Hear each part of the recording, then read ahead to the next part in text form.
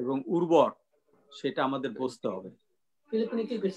আমাদের দেশে যে ডেভেলপমেন্ট হচ্ছে, বাংলাদেশ হওয়ার পরে যত প্রাইম মিনিস্টার বলেন আর স্বৈরাচারী সরকার বলেন, যারাই আসে কেউই কিছু করতে পারে নাই। বাংলাদেশ একটা দেশ যেখানে প্রাইম মিনিস্টার মহিলা, পার্লামেন্টের চিফ হুইপ মহিলা,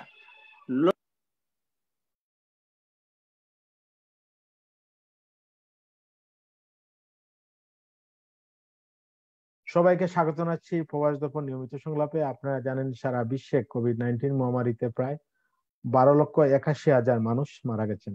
আমাদের ইউকে সহ ইউরোপের বিভিন্ন দেশে আবার লকডাউন শুরু হয়েছে। ইউকেতে প্রতিদিন 400 থেকে 500 মানুষ মারা যাচ্ছেন। আমাদের প্রিয় মাতৃভূমি বাংলাদেশে আক্রান্ত মৃত্যু সংখ্যা দিন দিন বেড়ে চলছে। আর একই সাথে দেশের বেকার সমস্যা, দ্রব্যমূল্য ঊর্ধ্বগতি মানুষের মধ্যে হতাশা বিরাজ করছে। এই জন্য আমরা প্রবাসীরা গভীর উদ্বেগ উৎকণ্ঠায় আছি। কি হচ্ছে বাংলাদেশে তা জানতে আজকের সংলাপ, আজকের বিষয় সমসাময়িক বাংলাদেশ।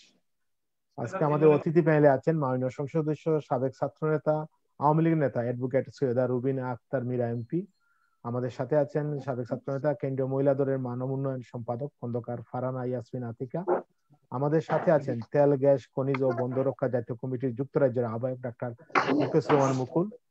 আমাদের সাথে সংযুক্ত হওয়ার কথা ছিল মংলা উপজেলা ভাইস চেয়ারম্যান ইকবাল হোসেন, কিন্তু উনি আজকে হঠাৎ করে অসুস্থ হওয়ার কারণে আজকে থাকতে পারছেন না। আমাদের সাথে আছেন বাহরাইন বাংলাদেশ ওয়েলফেয়ারের প্রতিষ্ঠা চেয়ারম্যান তাজউদ্দিন সিকান্দার। আমাদের সাথে আছেন প্রবাস দর্পণ চট্টগ্রাম ব্যুরো প্রধান শাহরিয়া হাসান। সবাইকে আমি স্বাগত জানিয়ে শুরু করছি আজকের সংলাপ। সংলাপের শুরুতে আমি যাব প্রবাস দর্পণ চট্টগ্রাম ব্যুরো প্রধান শাহরিয়া হাসানের কাছে কোভিড-19 এর আপডেট জানতে। জি, ধন্যবাদ জানাই আপনাকে। আজকের অধিবেশনে সম্মানিত আলোচকবৃন্দ যারা আছেন, যারা দেখছেন এবং শুনছেন আজকের অনুষ্ঠানটি, সবাইকে সান্ধ্যকালীন শুভেচ্ছা জানাচ্ছি। একই রকম ভাবে বাংলাদেশ সরকারের স্বাস্থ্য অধিদপ্তর কিংবা সিভিল সার্জন অফিস থেকে যে প্রেস রিলিজটি গণমাধ্যমে দেওয়া হয় আমাদের কাছে, আমরা সেটি আপনাদেরকে উপস্থাপন করে থাকি। সেই প্রেক্ষাপটে বলতে পারি আজকে বাংলাদেশে 115টি পরীক্ষাগারে কোভিড-19 এর নমুনা পরীক্ষা করা হয়েছে 14,524 জনের। এই নমুনার মাঝে শনাক্ত হয়েছে কোভিড-19 1,733 জনের গেল 24 ঘন্টায়। গত 24 ঘন্টায় দুঃখজনকভাবে কোভিড-19 আক্রান্ত হয়ে মৃত্যুবরণ করেছেন 19 জন। ঘরে হাসপাতালে বিভিন্নভাবে কোভিড-19 আক্রান্ত হবার পর চিকিৎসা নিয়ে সুস্থ হয়েছেন গত 24 ঘন্টায় 1,715 জন। গেল 24 ঘন্টায় আইসোলেশনে নেওয়া হয়েছে 172 জনকে এবং আইসোলেশন থেকে ছাড় দেওয়া হয়েছে গেল 24 ঘন্টায় 139 জনকে। এবার জানিয়ে রাখি, বাংলাদেশে এ পর্যন্ত কোভিড-19 এর নমুনা পরীক্ষা করা হয়েছে 24,84,688 জনের।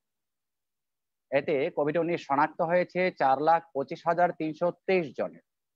এই পর্যন্ত কোভিড-19 আক্রান্ত হয়ে মৃত্যুবরণকারীর সংখ্যা 6,127। এই যাবৎকাল সুস্থ হয়ে ফিরেছেন 3,43,131 জন কোভিড-19 আক্রান্ত হবার পর। আইসোলেশনে এখন আছেন 12,231 জন। এই পর্যন্ত আইসোলেশন করে ছাড় পেয়েছেন 75,576 জন। একটু যুক্ত করি চট্টগ্রামের 8টি পরীক্ষাগারে নমুনা পরীক্ষা করা হয়েছে 921 জনের। এই 921 জনের মাঝে শনাক্ত হয়েছে কোভিড-19 107 জনের। এই পর্যন্ত কোভিড-19 আক্রান্তের সংখ্যা চট্টগ্রামে 22,115। গেল 24 ঘন্টায় খুব ভালো খবর হচ্ছে, কোভিড-19 আক্রান্ত হয়ে চট্টগ্রাম অঞ্চলে কোনো মৃত্যুবরণ হয়নি। তদুপরি এই পর্যন্ত কোভিড-19 আক্রান্ত হবার পর মৃত্যুর সংখ্যা 308। সুস্থ হয়েছেন চট্টগ্রামে কোভিড-19 আক্রান্ত হবার পর 16,900 জন। এই ছিল কোভিড-19 নিয়ে বাংলাদেশের সর্বশেষ চিত্র এবং আলাদাভাবে চট্টগ্রামের পরিস্থিতি। ধন্যবাদ সবাইকে।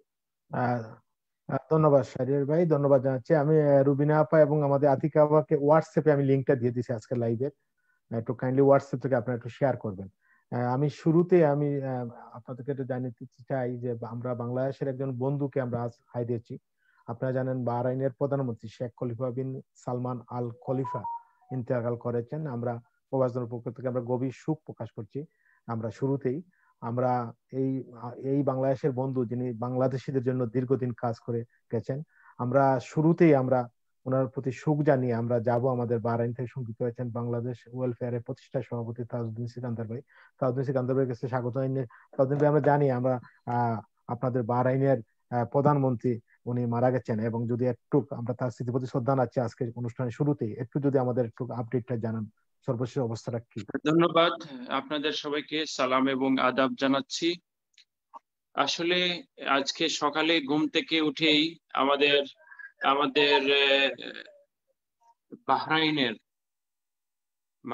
বাহরাইনের প্রধানমন্ত্রী, যিনি দীর্ঘদিন যাবৎ প্রধানমন্ত্রী ছিলেন, আপনারা জানেন আরব বিশ্বে যারা দায়িত্ব পালন করেন তারা অনেকদিন রাজতন্ত্র দেশ হিসাবে তাদের দায়িত্বের লং টাইম দায়িত্ব পালন করতে হয়।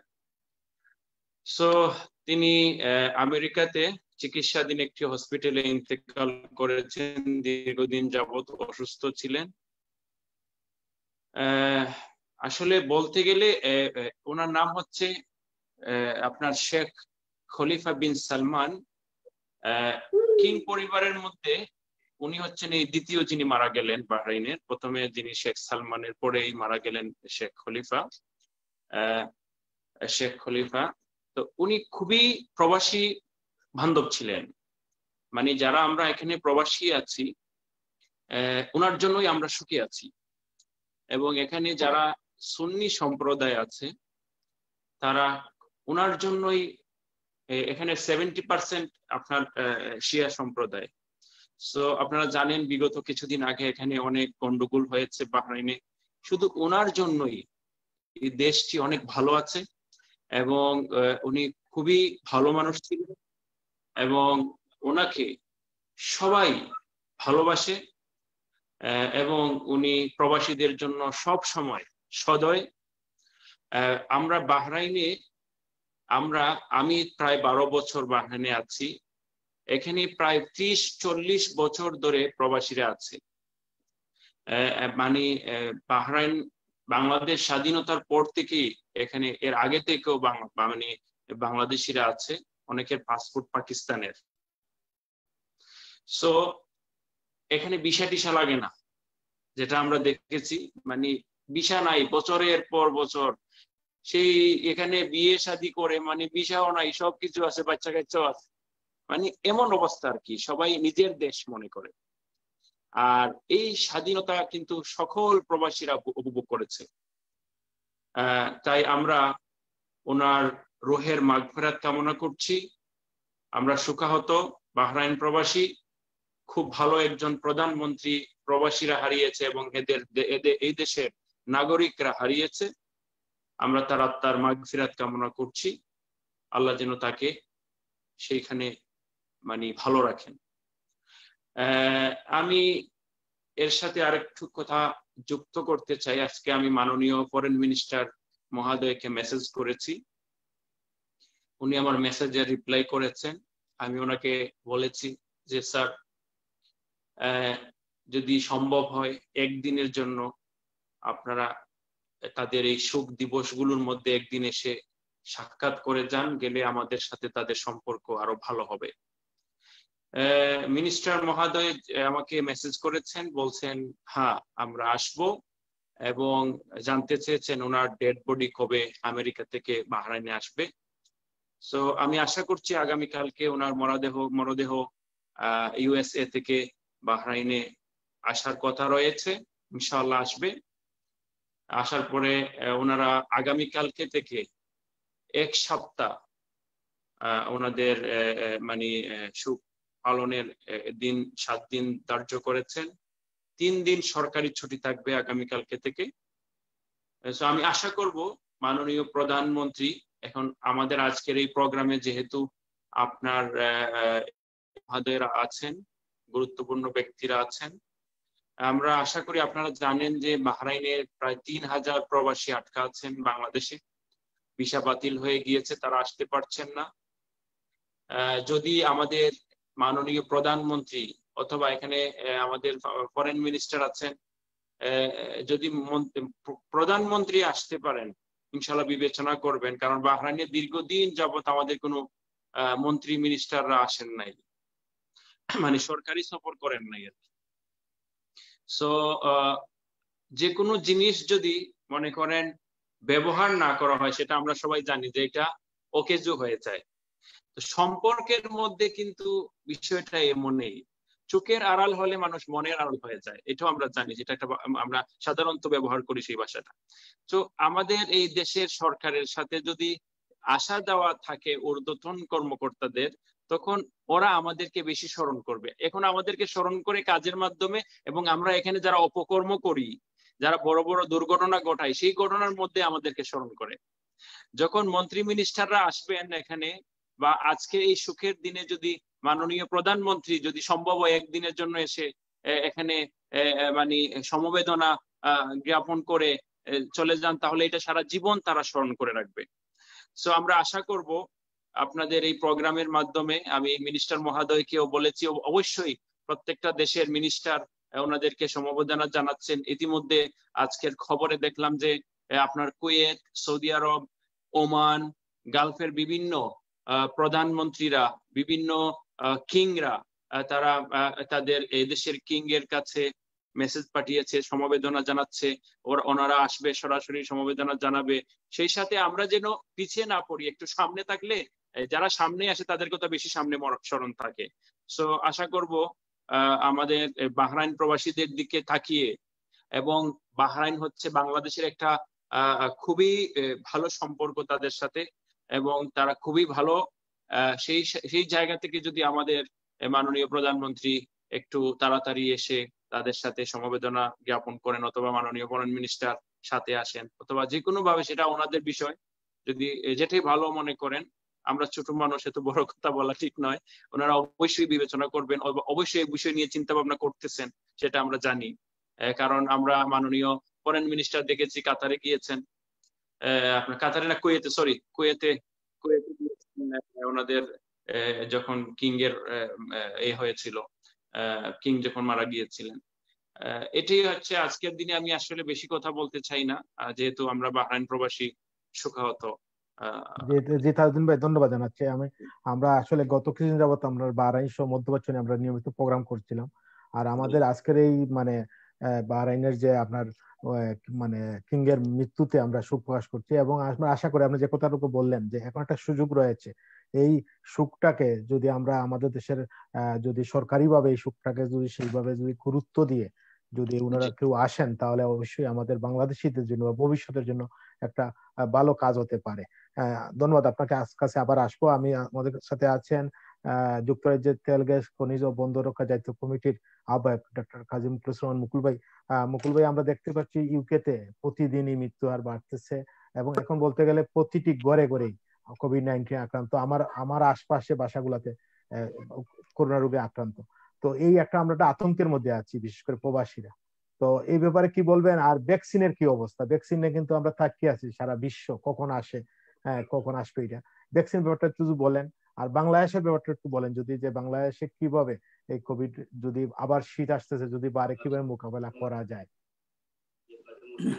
থ্যাংক ইউ রূপক, এবং এখানে যারা আজকের প্রোগ্রামে যোগ দিয়েছেন সবাইকে আন্তরিক ধন্যবাদ। এই কোভিড একটা সাংঘাতিক ঘটনা পৃথিবীর জন্য। এটা প্রকটভাবে দেখা দিয়েছে মার্চ থেকে, এবং বলতে গেলে মার্চ থেকেই মানুষ ঘরে বসে আছে। আমি বাংলাদেশ থেকে 13 মার্চে আসার পরে এই পর্যন্ত ঘরের থেকে বাইর হই না। গেলে গাড়িতে করে যাই, গাড়িতে করে আসি, কোথাও নামি না। আমার ছেলে মেয়েরা আমার বাজার করে দেয়, ঘরের বাইরে হলে তারা চিৎকার করে ভয় ভীতিতে। এটাই হলো লন্ডনের অবস্থা। প্রতিদিন জিপিতে যান রূপক ভাই? জিপিতে যান প্রতিদিন? তো আপনার তো প্র্যাকটিস না, আমি না প্র্যাকটিসে যাওয়ার মানেটা ওরকম না। এখানে প্র্যাকটিসে যাওয়ার মানেটা হলো আমি গাড়িতে করে সার্জারিতে নামি, ওই যে ঘরের আমার রুমে ঢুকলাম, কোন রুগী আসে না, তাদের সাথে ফোনে বা ভিডিওতে কথাবার্তা হয়, ট্রিটমেন্ট হয়, এবং আমার ঘরে কোনো স্টাফও আসে না। যদি হঠাৎ কোনো এক্সট্রিম জরুরি তাহলে ফোন করে তারপর আসে। তার মানে আমি ওখানে রুগী দেখা ধরেন বিকাল পর্যন্ত থাকি, আমি কোনো মানুষের মুখ দেখি না। আমার নিজের খাওয়া নিয়ে যাই বাসার থেকে, ফ্রিজে থাকে, নিজে গরম করে নিজে খেয়ে প্লেট নিজে ধুই, কারণ কাশি কেউ আসবে না। এইভাবেই আমরা মেনটেন করি। তার মানে কি, টোটালি অ্যাবনর্মাল সিচুয়েশন, যেটা এখন আরো তীব্রতর হচ্ছে। মাঝখানে বেশ কম হয়ে যায়, মানুষ খুব একটা চলাফেরা করা আরম্ভ করলো, গভর্নমেন্ট লকডাউন কমাই দেওয়া আর উৎসাহ করলো, মেলামেশার, স্কুল কলেজ খুললো, অফিস আদালত খুললো, বললো এখন আর ঘর থেকে করার দরকার নাই, এসব করে তারপর শীত আসছে। এটাও জানেন যে শীতে ভাইরাল ইনফেকশন একটু বেশি প্রকট ভাবে দেখা যায়, বিশেষ করে ইনফ্লুয়েঞ্জা ভাইরাস, অন্যান্য ভাইরাস। তো এটার বেলা সেটাই হওয়ার কথা, সেটাই হচ্ছে মনে হচ্ছে। কারণ এখন যেটা হচ্ছে সারা, আগে তো প্রথমে তো সেকেন্ড দফা যেটা আরম্ভ হলো ইউরোপ দিয়ে, ফ্রান্স, স্পেন, ইটালি, লন্ডন, এখন এন্টায়ার ইউরোপ সিরিয়াসলি এফেক্টেড। লন্ডনে তো একটা ভয়াবহ অবস্থা, ফ্রান্স, স্পেনে, ফ্রান্স তো আরো ভয়াবহ অবস্থা। আমেরিকায়, আপনার সাউথ আমেরিকার কান্ট্রি গুলা, আফ্রিকার কান্ট্রি গুলা, সব জায়গায় এটা আমরা 2 মাস আগেও যা ছিল তার থেকে অনেক ভয়াবহ। তার মানে এটা প্রকোপ বাড়ছে, প্রচুর লোক মারা গেছে যাচ্ছে। ইংল্যান্ডে 600-700-800 করে মারা যেত, এখন 500-র কাছাকাছি এসে খারাইছে। ফ্রান্সে এখনো এর প্রায় ডবল মারা যাচ্ছে অন এভারেজ। কাজেই এটার যে কি বিভীষিকাময় অবস্থা, কাণ্ড সেটা প্রকাশ করা মুশকিল। কারণ পৃথিবী কোনো সময় এরকম একটা দুর্ঘটনার সম্মুখীন হয়েছে বলে জানা নেই। এখন ঘটনা হলো যে সারা পৃথিবীতে বিভিন্ন ভ্যাকসিন তৈরি করতেছে, বিভিন্ন দেশে মোর দ্যান 200 ভ্যাকসিনের ট্রায়াল চলতেছে। এর মধ্যে প্রচুর ভ্যাকসিন ট্রায়ালের সেকেন্ড স্টেজ পার হয়ে থার্ড স্টেজে আসছে, ফাইনাল স্টেজে। এবং এখানে বড় বড় কোম্পানি, ফাইজার, এই কোম্পানিগুলা অক্সফোর্ডের সাথে করে এরা ভ্যাকসিন তৈরি করছে, এবং British government is getting ready to vaccinate the population from probably 3rd week of December. এবং এর জন্য এখানে যত ডাক্তার, সার্জারি আছে সবাইকে রেডি হচ্ছে, গভর্নমেন্ট তাদের ট্রেনিং দিচ্ছে, এবং সপ্তাহে 7 দিনই স্পেশাল ব্যবস্থা করে সবাইকে ইঞ্জেকশন দিতে হবে। এবং এরা মনে করছে বাই মার্চ এই দেশে কোভিড কমে যাবে, এবং এদের মানুষের যাতায়াত নর্মালাইজের দিকে যাবে, এবং এদের ইন্ডাস্ট্রিয়াল আউটপুট এবং এদের financial activities will be back to normal. But back to normal হইতে আর 1 থেকে 2 বছর লাগবে। এন্টায়ার ইউরোপে তাই মনে করছে। তার মানে হলো এই ভ্যাকসিন এমন একটা মানুষকে সংকেত দিয়েছে, যেটা দিলে হয়তো তারা এই সংকট থেকে মুক্ত পাবে। এই পর্যন্ত আপনারা জানেন যে প্রায় 2 বিলিয়ন ডোজ ভ্যাকসিন বিক্রি হয়েছে। ইউ 300 মিলিয়ন অর্ডার দিছে, ব্রিটেন 400 মিলিয়ন অর্ডার দিছে, America more than 1 trillion, more than 1 billion order দিছে। এইসব করে করে বড় বড় যারা ধনী দেশ, তারা already huge majority of the order supply order দিয়েছে, তাতে বিলিয়নস এন্ড বিলিয়নস ডোজ। এখন কথা হলো, আপনি অর্ডার নিলেন, কিন্তু সাপ্লাই কবে দিবেন তার উপর নির্ভর করে। সাপ্লাই দিতে হলে আপনি এটা তৈরি করতে হবে। আপনি 20 কোটি, 50 কোটি, 100 কোটি ডোজ কি 6 মাসে বানাইতে পারবেন? তাহলে আপনার যে ক্যাপাসিটি লাগবে, সেই ক্যাপাসিটি আপনার আছে কিনা, সেটা হলো বড় জিনিস। বাংলাদেশ তো অর্ডার দিয়ে রাখছে ফাইজার কোম্পানির সাথে, ইন্ডিয়ান বেসড কোম্পানি, ফাইজারের বিরাট কারখানা ইন্ডিয়া। এখন কথা হলো, ফাইজার তো সারা পৃথিবীতে আসতেছে, এখন বাংলাদেশের ভাগে কবে আসবে? আর কি বলছে ডেলিভারি ডেট, সেই ডেলিভারি ডেটটা জানা দরকার। আমরা লন্ডনে ডিসেম্বরে দিচ্ছি, আমরা জানি এখন থেকে, কিন্তু বাংলাদেশে কবে দেবো আমরা জানি না। দেখা গেলো ওষুধ কোম্পানি বলতেছে আমি তোমার দেব, তারা ফেব্রুয়ারি, মার্চ, এপ্রিল, মে এর আগে দিতেছে না, তাহলে তো আমরা অনেক পিছিয়ে গেলাম। আমি একটা এক্সাম্পল দিলাম। কাজেই আমাদের খুব কেয়ারফুল থাকতে হবে, এবং আমাদের দেশের সরকারকে কেয়ারফুল থাকতে হবে যেখান থেকে খুব তাড়াতাড়ি ভ্যাকসিন পাওয়া যায় সেখান থেকেই কিনতে হবে। ফাইজারের কাছ থেকে কিনতে হবে কোনো নিয়ম নাই, বার্গেন করতে হবে কে আমাদের আর্লিয়েস্ট দিতে পারবে, কার্ডটা কত ভালো।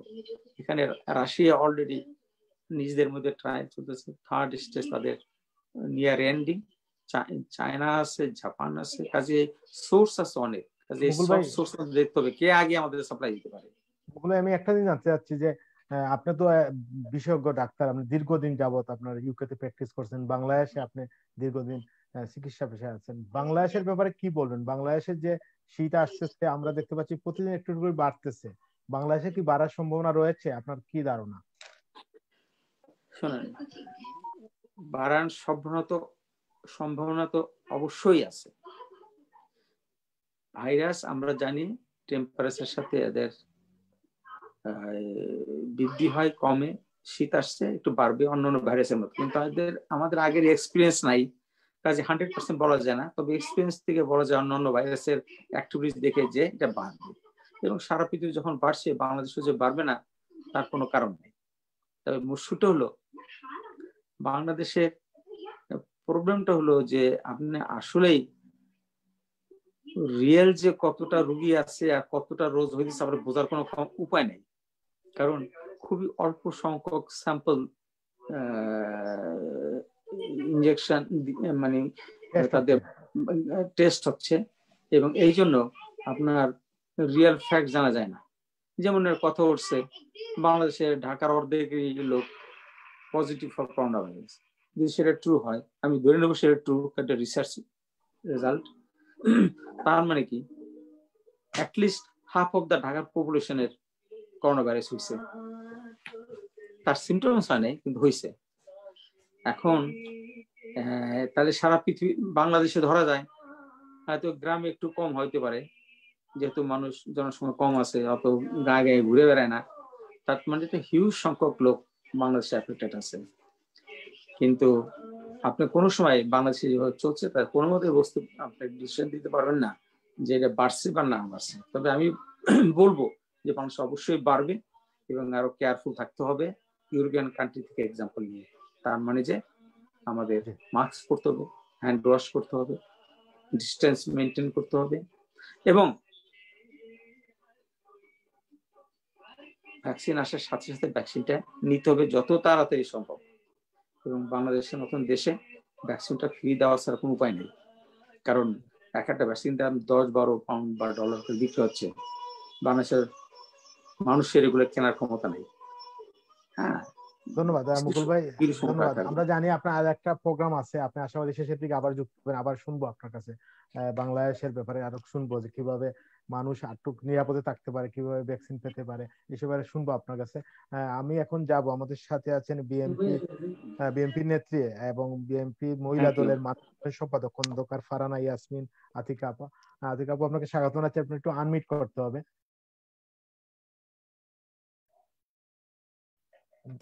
যে একটু আনমিউট করতে হবে। আতিকা আপু, আমরা শুনলাম আমাদের ডাক্তার মুকুল ভাই বললেন বাংলাদেশে বাড়ার সম্ভাবনা রয়েছে, এবং বাংলাদেশের যে বাস্তবতা, বাংলাদেশে একটা মধ্যম আয়ের দেশ, সেই বাস্তবতায় আমাদের ইউকের মতো লকডাউন করা সম্ভব না।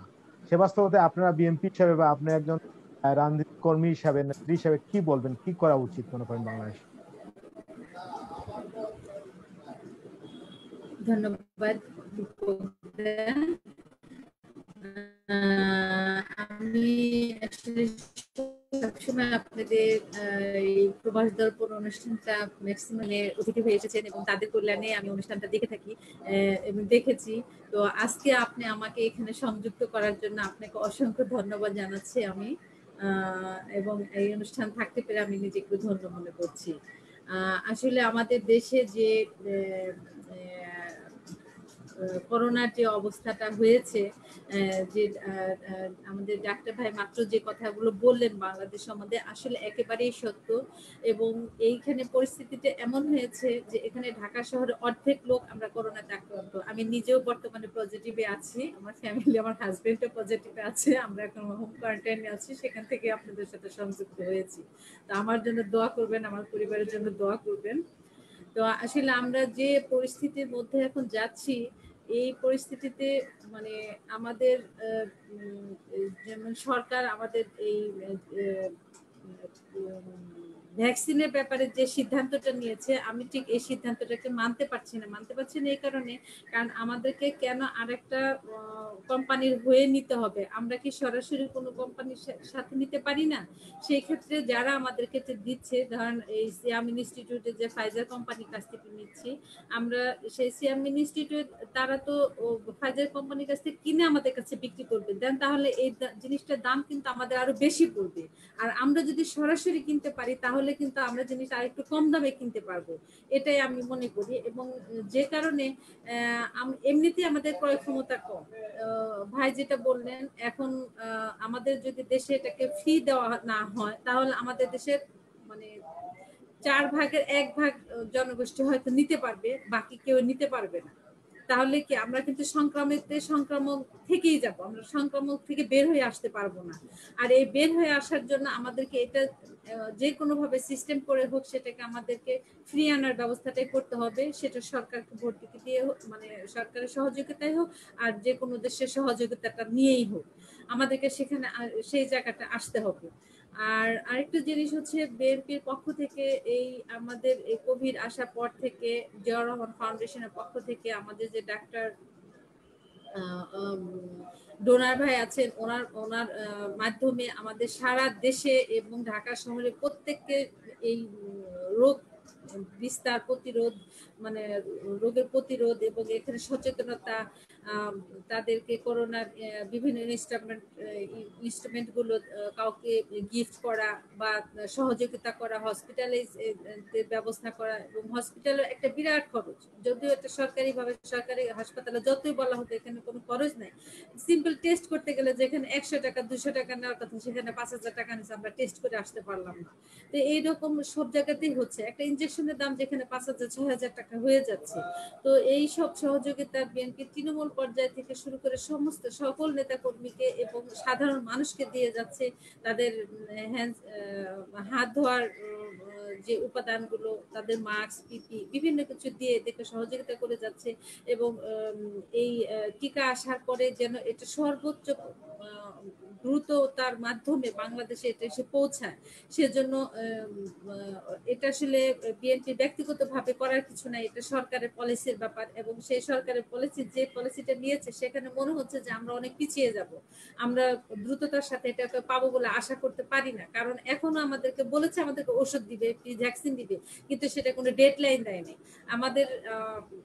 আমাদের এখন দলের পক্ষ থেকে দাবি করা হচ্ছে যে ডেডলাইনকে নেওয়া হোক, যে আমরা কবে নাগাদ পাচ্ছি। কারণ আমাদের দেশের মানুষ কবে নাগাদ পাবে এবং কবে থেকে এটাকে পরিত্রাণ পাবো আমরা সেটা কিছু জানি না। এবং সেখানে আমাদের আসলে বিচার, মানে আমরা একটা ধূম্রজালের মধ্যে বাস করি, আমাদের দেশে কোনো কিছুরই তোয়াক্কা করা হয় না। কারণ আমাদের যেহেতু কোনো মানে কারোর প্রতি কোনো কি বলবো, মানে প্রতিশ্রুতি দেয়া এবং ভঙ্গ করা এটা আমাদের জানি কোনো ব্যাপার না। কারণ আমাদের যদি সঠিক গণতান্ত্রিক একটা ওয়ে থাকতো, সঠিক গণতান্ত্রিক ব্যবস্থা থাকতো, সঠিক গণতান্ত্রিক আমাদের দেশ পরিচালনা থাকতো, এবং তাহলে জনগণের প্রতি আমরা প্রতিশ্রুতিবদ্ধ থাকতো, তাহলে সেইখানে তাদের কাছে একটা চাওয়া যায়, তাদের কাছে সে প্রতিশ্রুতি নেওয়া যায়। আমরা যেহেতু বিচারহীনতায় ভুগি, আমরা প্রতিশ্রুতিহীনতায় ভুগি, যেখানে সরকারের কোনো কারো প্রতি তাদের কোনো দায়বদ্ধতা নেই, যেহেতু তাদের ভোট নিয়ে জিততে হয় না, তো জনগণের প্রতি তাদের কোনো দায়বদ্ধতা নেই। এই তারা যখন যেটাকে যেভাবে মনে করে সেভাবে সেটাকে চালিয়ে যেতে চায়। এই চালিয়ে যাওয়া থেকে আমাদেরকে বের হয়ে আসার জন্য এখন এই করোনার মতো একটা কোভিডের মতো আমরা যেখানে জীবন মরণ একটা সমস্যা হয়ে দাঁড়াচ্ছে। আজও আমার নেইবার একজন মারা গিয়েছেন এই কোভিডে। তো এরকম অহরহ মারা যাচ্ছে, যেগুলো এখন হিসাবও হচ্ছে না, হিসাবের তালিকাতেও নেই। কারণ কেউ এখন এটা হিসাব করতে যায়ও না, সরকারি হাসপাতালে টেস্টও করতে যায় না, ফলে টেস্টেও নাই, মৃত্যুটাও হিসাবে নাই। আমাদের এখন মানে আমরা একটা এমন মানে বিশৃঙ্খল অবস্থার ভিতরে আমরা জাতি হিসেবে পড়েছি, যেখানে আমাদের কোনো মানে নিজেদেরকে মানে কোনোভাবেই আমার উদ্ধার করার মতো কোনো স্বপ্ন আমরা দেখতে পাই না। তারপরে যদি সরকারের শুভবুদ্ধির উদয় হয় এবং তারা দ্রুততার সাথে আমরা কবে নাগাদ এই ইনজেকশনটা পেতে যাচ্ছি সেটাকে নিশ্চিত করতে পারে এবং জনগণের মধ্যে সেটাকে ফ্রি দেওয়ার ব্যবস্থা করতে পারে, তবে যদি আমাদের মানে আমরা মানে এই অবস্থা থেকে বের হয়ে আসতে পারি এবং আমাদের এই দ্রুত সুস্থতার দিকে আমরা সবাই যেতে পারি, আমাদের দেশ সমৃদ্ধ হবে।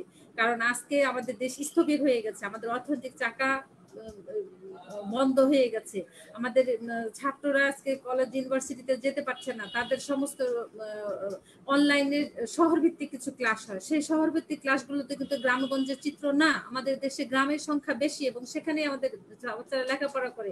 গত 1 বছর তাদের কোনো লেখাপড়া হয়নি, অনেক অনেক ক্লাস থেকে অটো পাস দিয়ে দেওয়া হয়েছে, তার মাধ্যমে কিন্তু তাদের মানে জ্ঞান বৃদ্ধি কিছু হয়নি, তারা পড়াশোনার ভিতরে ছিল না। এখন সমস্ত কিছু বিবেচনা করে আমরা যত দ্রুত দেশকে এগিয়ে নেওয়ার জন্য এবং দেশের মানুষকে সুস্থ দেখতে চাই, সুস্থতার জন্য আমাদের এই ভ্যাকসিনের কোনো বিকল্প নেই এবং দ্রুত আমাদের এটাকে আমাদের মাঝে মানে আনার ব্যবস্থা করতে হবে। ধন্যবাদ আতিক আপা, ধন্যবাদ জানাচ্ছি। আবার আসছে আমাদের সাথে আছেন ময়মনসিংহ সদস্য ছাত্রলীগের সাবেক নেত্রী সৈয়দা এবং আওয়ামী লীগ নেত্রী সৈয়দা রুবিনা আক্তার মিতা আপা। মিতা আপা, আপনাকে স্বাগত জানাচ্ছি আমাদের প্রোগ্রামে। আমরা আজকে শুনলাম, ওরা শুরুতেই আমরা কোভিড নিয়ে কথা বলতেছিলাম আজকে, এবং বিএনপি নেত্রী বলছেন যে ভ্যাকসিনের ব্যাপারে বলছেন, আপনি কি বলবেন? রূপকদা, জি, আসসালামু আলাইকুম, নমস্কার। আপনার মাধ্যমে আমি আপনার প্রবাস দর্পণের দর্শক শ্রোতাদেরকে জানাই এই মুজিবের শুভেচ্ছা। তো আমি আসলে ভালো মোডে আছি, এতক্ষণ শুনলাম। আমি শাহরিয়ার ভাইয়ের কথা শুনেছি। আপনি একটা জিনিস লক্ষ্য করেন, সারা বিশ্বে যখন কোভিড-19-এ মানুষ দিশেহারা, সরকার দিশেহারা, তাদের অর্থনৈতিক অবস্থা ভেঙে পড়েছে, অর্থনৈতিক অবস্থার কাঠামো, সেইখানে কিন্তু তৃতীয় বিশ্বের উন্নয়নশীল একটি রাষ্ট্র বাংলাদেশ, শেখ হাসিনা সরকারের বাংলাদেশ কিন্তু অনেকটা ভালো অবস্থানে রয়েছে।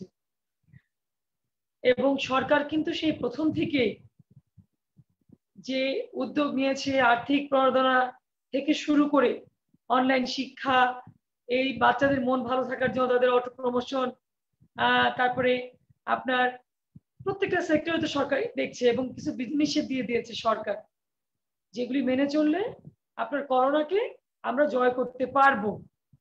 এখন সরকারের পক্ষে সম্ভব না তো গিয়ে প্রত্যেকটা বাসায় বাসায় গিয়ে লোকজন দাঁড় করিয়ে তাদের কাঁধে উঠবোস করানো আর তাদেরকে বলা যে মাস্ক ছাড়া ঘর থেকে বের হবে না।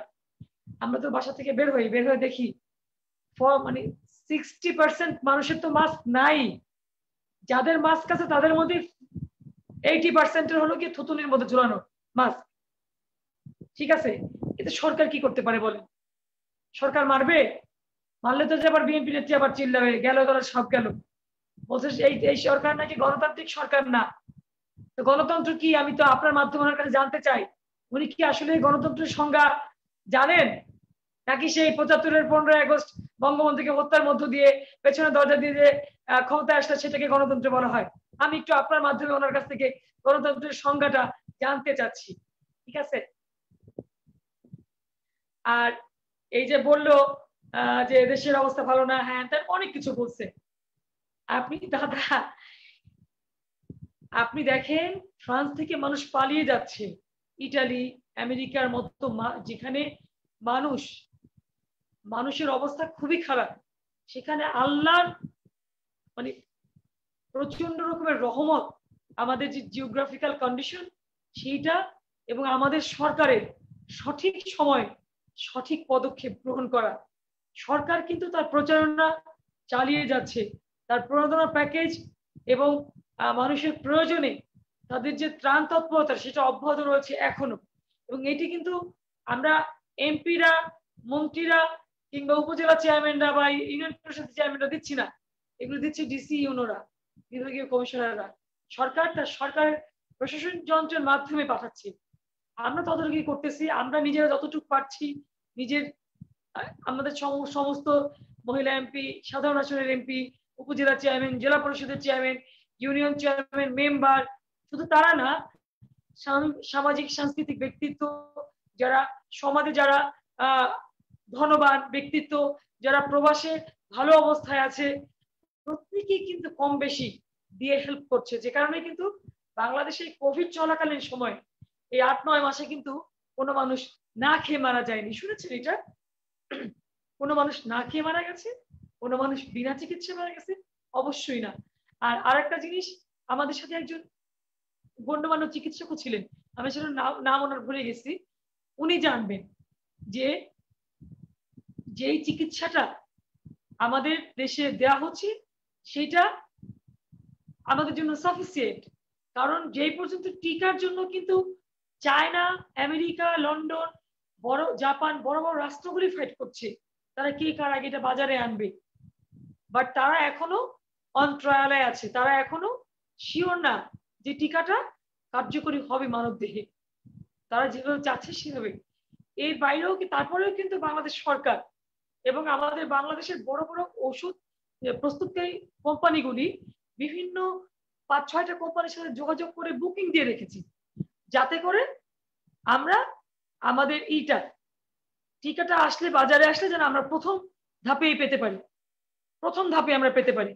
ঠিক আছে? এবং এই টিকাগুলি কাদেরকে দেয়া হবে সেটিরও একটা দিক নির্দেশনা মোটামুটি ডাক্তারদেরকে নিয়ে পরিষ্কার করেছে। যারা এইজেড আছে বা যাদের এই আপনার শ্বাস কষ্টজনিত সমস্যা আছে, মানে এই রোগটা যাদেরকে বেশি ঘায়েল করতে পারবে, যাদের শরীরের ইমিউনিটি সিস্টেম কম, সেটা আপনার সেই রকম মানুষকে দিবে।